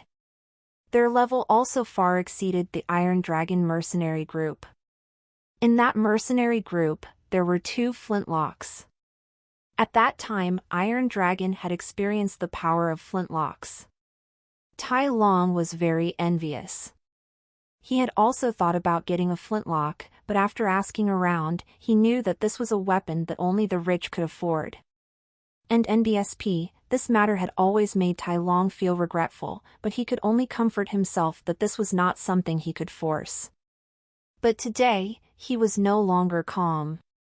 At a glance, the 10 Holy Dragon City warriors in front of him were actually equipped with flintlocks. This was simply insane. Your Holy Dragon City is very rich, right? So rich that every warrior in the city is equipped with a flintlock. This was too much of a blow. Tai Long felt his heart trembling. He resisted the desire to rob and slowly passed through the city gate. And NBSP, after entering the city, Tai Long immediately began to observe the surrounding environment. He realized that behind this wall, there was another wall that was less than 20 meters tall, protecting the Holy Dragon City's tower. From this angle, 2 huge towers could be seen, proving that there was more than one tower in the Holy Dragon City. Iron Dragon's eyes narrowed slightly. The Holy Dragon City's strength had increased by another level. Looking at the tightly guarded inner city walls and the Holy Dragon City soldiers armed with automatic rifles, Tai Long felt a headache. It would probably be more difficult to advance and attack Holy Dragon City than to fight the One-Eyed Giant. Since that was the case, he could only wait for the opportunity to strike. At this moment, Tai Long's lofty aspirations before coming to Holy Dragon City had already been completely crushed. The members of the Iron Dragon mercenary group exchanged a glance and followed the crowd into the commercial district. The source of this content n/o/v/l/n. However, when they reached the commercial district, Tai Long and his group members were once again shocked. The commercial district in front of them was the most spectacular market they had ever seen. Even the tower they were in didn't have such a spectacular and beautiful area. The only advantage was that there were more people. The members of the Iron Dragon mercenary group were dumbfounded. After storing their mounts in the cave, they began to wander around. As for the mission of snatching the Moonstone, they had already put it to the back of their minds. After witnessing the Holy Dragon City's power, they clearly realized that it would not be an easy task to get the Moonlight Pebble back. In that case, let's go shopping first. Tai Long walked on the street of the commercial district, looking at the foreign merchants coming and going. He couldn't help but sigh. After so many years of traveling, Tai Long was quite familiar with the nature of these foreign merchants. They were like a group of bloodthirsty flies. Wherever there was money to make, they would rush to it. The Holy Dragon City must have had its own unique ways to attract so many foreign merchants. The members of the mercenary group had already scattered. They took the opportunity to go shopping to find out about the Holy Dragon City's situation. The more powerful the Holy Dragon City was, the more they did not dare to act rashly. When they had accidentally heard that the Holy Dragon City's city lord was a Lord-tier cultivator, Tai Long and the others had become even more cautious. He had thought that he could use his cultivation base to force the other party, but now that he thought about it, it was simply a huge joke. And NBSP, Iron Dragon couldn't help but blush. He actually wanted to threaten a lord? He really didn't know what death was. If he had followed his original plan, his body would have been cold by now. Under normal circumstances, the city lord of a level 3 building was basically at level 4, and level 5 was very rare. As for a lord level 3 city lord, Tai Long had never even heard of one. The difference between level 5 and lord was a huge chasm. Throughout the ages, only a few cultivators had passed this stage. This Holy Dragon City was strange everywhere. Thinking of this, Tai Long let out a sigh. Since he couldn't fight them head-on, he could only use his wits.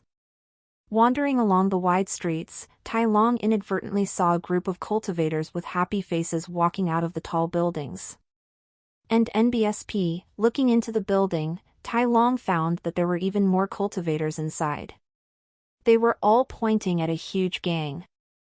And NBSP, after seeing this scene, Tai Long felt that it was somewhat familiar. Could it be that this level 3 city also had a cornerstone platform for issuing missions? Tai Long was a little puzzled as he walked in. Tai Long's rank 5 cultivation was too eye-catching compared to the low-ranked cultivators in the hall who were only rank 2 or 3. The aura he exuded made many cultivators quickly make way. Tai Long felt a bit proud.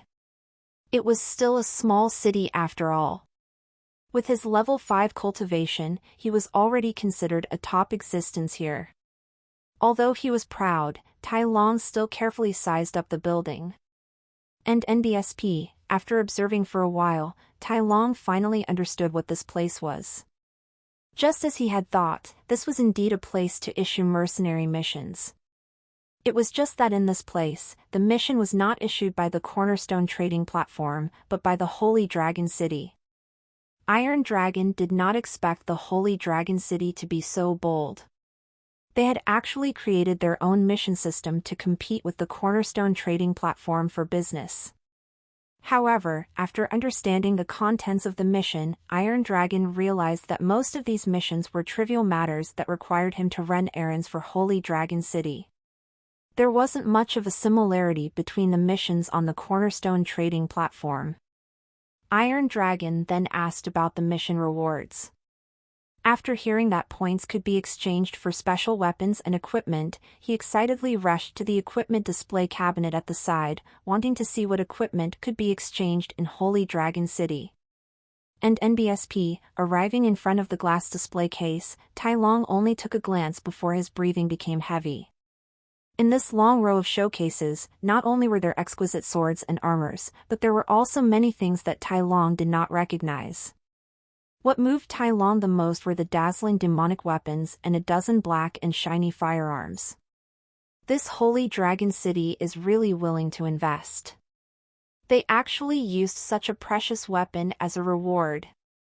And NBSP, Iron Dragon looked at the shining demon weapons with greed, but most of the time, his eyes were on the rifles. He was extremely envious of these rifles that shone with a metallic luster. After taking a look at the exchange criteria for these weapons, Iron Dragon suddenly had the idea of completing missions here and then using his points to exchange for firearms.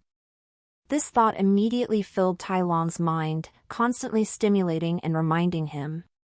This was an opportunity that couldn't be missed. A struggle appeared on Tai Long's face. After thinking for a long time, he began to stroll around with a relaxed expression. However, he was very clear on how to register a mercenary group, how to get points, how to advance, and so on. After leaving the mercenary union, Tai Long strolled around for a while before returning to the cave they temporarily rented. These caves were located at the bottom of the surrounding cliffs. They were densely arranged in a circle, and there were thousands of them. The cave that Tai Long and the others had rented was located at the foot of a mountain. It was about 400 to 500 square meters and was very spacious. Explore new ovals on nvelbai.com. This was a cave for humans to live in. The caves for mounts were elsewhere. At this moment, in the cave, only Xiaoying was sitting quietly on the dry grass.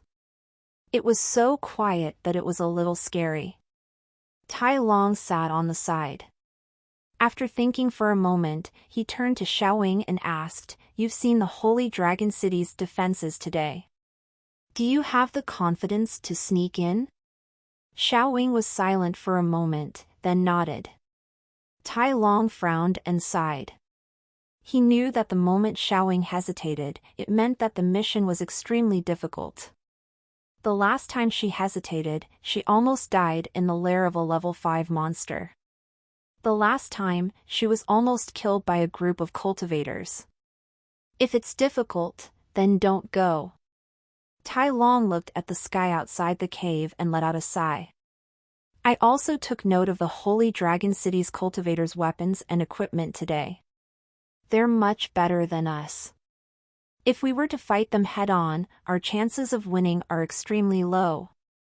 I'm afraid we'll have to return empty-handed from this mission. Although he was unwilling to accept this, Tai Long had already confirmed this point after a rational analysis of the strength of both sides. The chances of completing the mission were slim.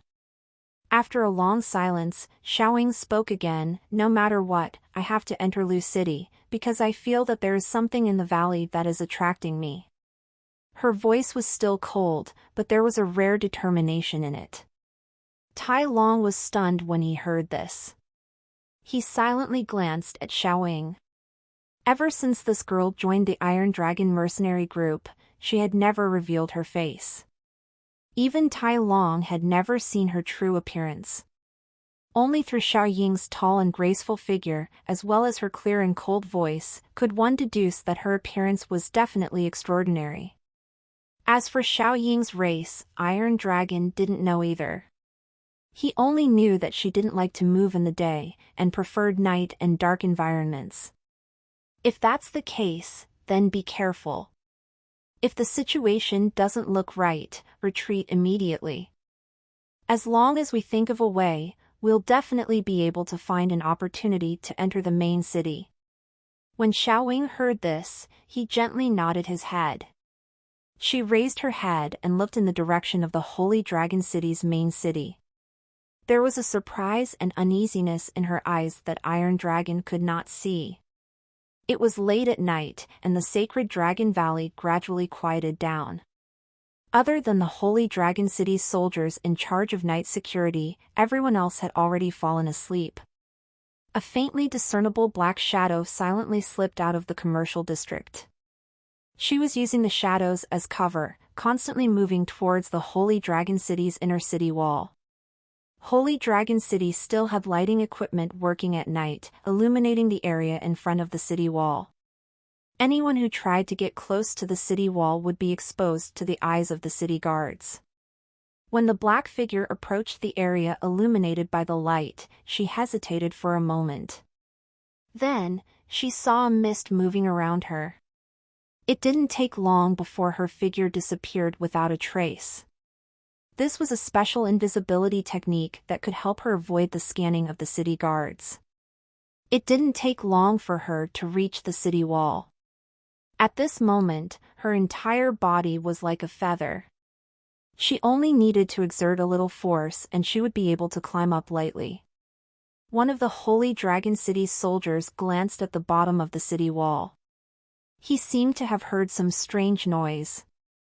He took out a strong flashlight and shone it at the place where the sound had come from. After confirming that there was nothing unusual, the Holy Dragon City soldier was relieved.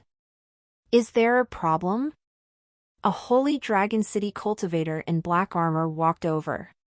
His eyes were like lightning as he kept looking around. From the fluctuations of his aura, he was clearly a level 4 cultivator. "I heard some noise. It should be fine." After the Holy Dragon City soldier finished speaking, he pointed to the area behind him. The Holy Dragon City cultivator nodded, but he still took out an item and placed it in front of him, looking in the direction the warrior pointed. The item he was using was actually a thermal imaging night vision device used by the United States military. It was this glance that caused the Holy Dragon City cultivator's expression to change. A hand reached for his waist at lightning speed, and a pistol with a silencer appeared in his hand. "Paw paw paw." After a few muffled sounds, the cultivator quickly rushed to the place where he had just shot. After hearing the gunshot, more than 20 Holy Dragon City soldiers on the city wall immediately pounced over. There were 5 cultivators among them, each of them unsheathed their swords. "What's going on?" A brawny man with a strong aura walked over and asked the cultivator who fired. The cultivator squatted down and pressed a finger on the ground. When he retracted it, his finger was already stained with blood. "Someone has sneaked into the inner city, but I've already injured him." The fact that he could avoid so many defensive equipment proves that this person's stealth technique is very advanced.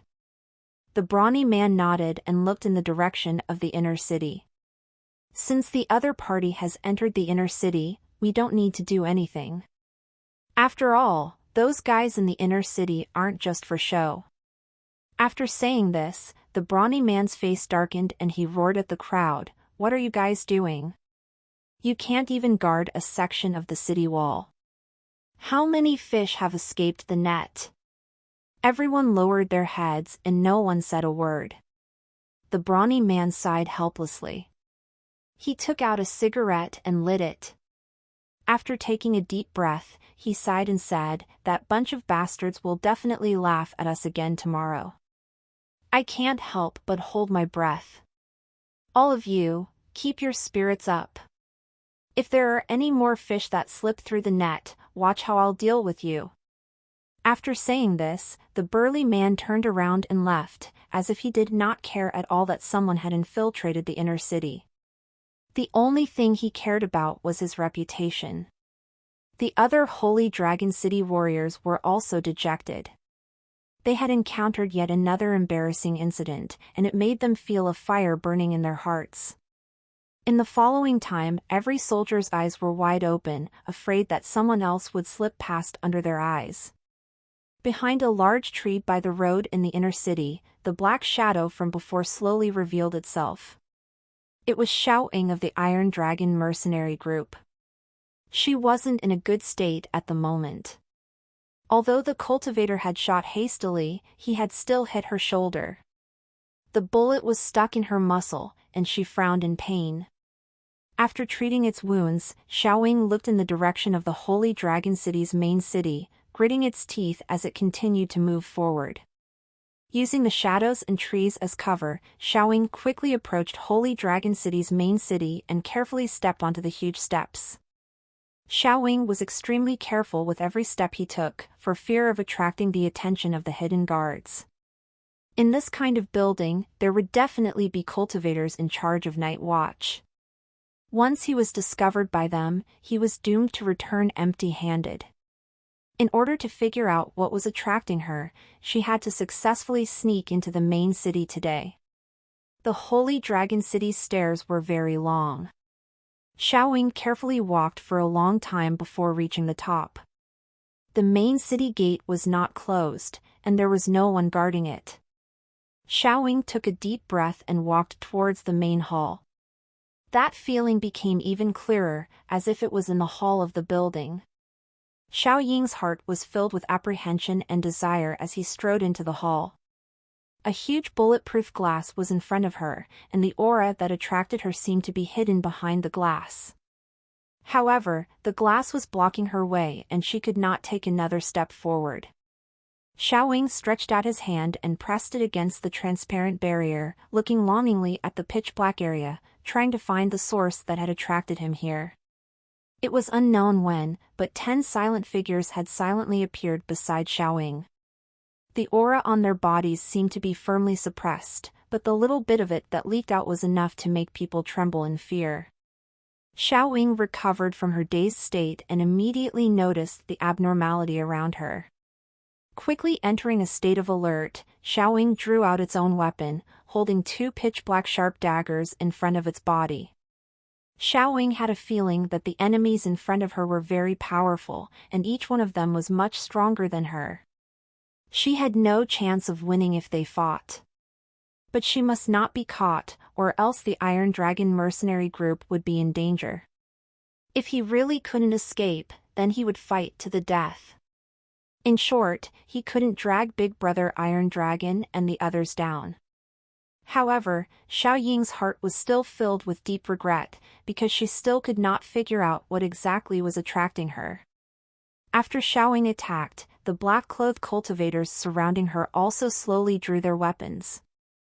It was a long and thin battle blade, its color even darker than Xiaoying's black dagger.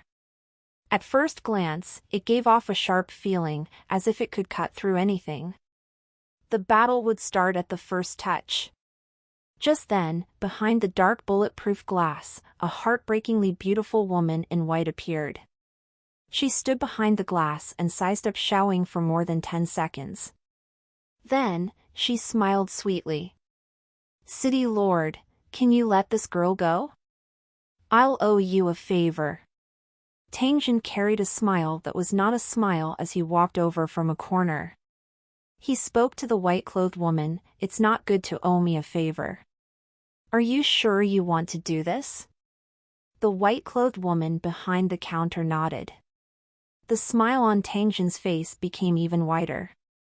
With a wave of his hand, the 10 cultivators who had surrounded Xiaoying put away their weapons and disappeared without a trace. Tang Jin sized up Xiaoying, who was still in a guarded state. After smiling, he slowly walked out of the city. Xiaoying heaved a sigh of relief when she saw Tang Jin's figure disappear. Earlier, she had felt that even her soul was trembling. This Holy Dragon City's city lord was truly terrifying to the extreme. Xiaoying turned around and looked at the woman behind the counter, then asked in a cold voice, "Why did you save me?" "Because we're family, my cute little sister." The woman smiled and waved at Xiaoying. "Come, big sister will take you to see the other sisters. Also, don't cover your face anymore. Since the heavens have given you such an appearance, you should show it." Xiaoying hesitated for a moment, then slowly removed the mask on his face. A pale but beautiful face was revealed. The woman behind the counter smiled even more brightly when she saw her. Following her call, Xiaoying walked towards the bulletproof glass. The bulletproof glass that could block a large-caliber rifle was unable to stop Xiaoying's figure. She directly passed through it. The woman in white held Xiaoying's hands, and the two of them walked into the darkness. In the hall of the main building, a faint bell-like laughter reverberated from time to time. However, when this laughter entered one's ears, it gave one a chilling feeling. Well, truckers, it's all for this part. See you all in the next video.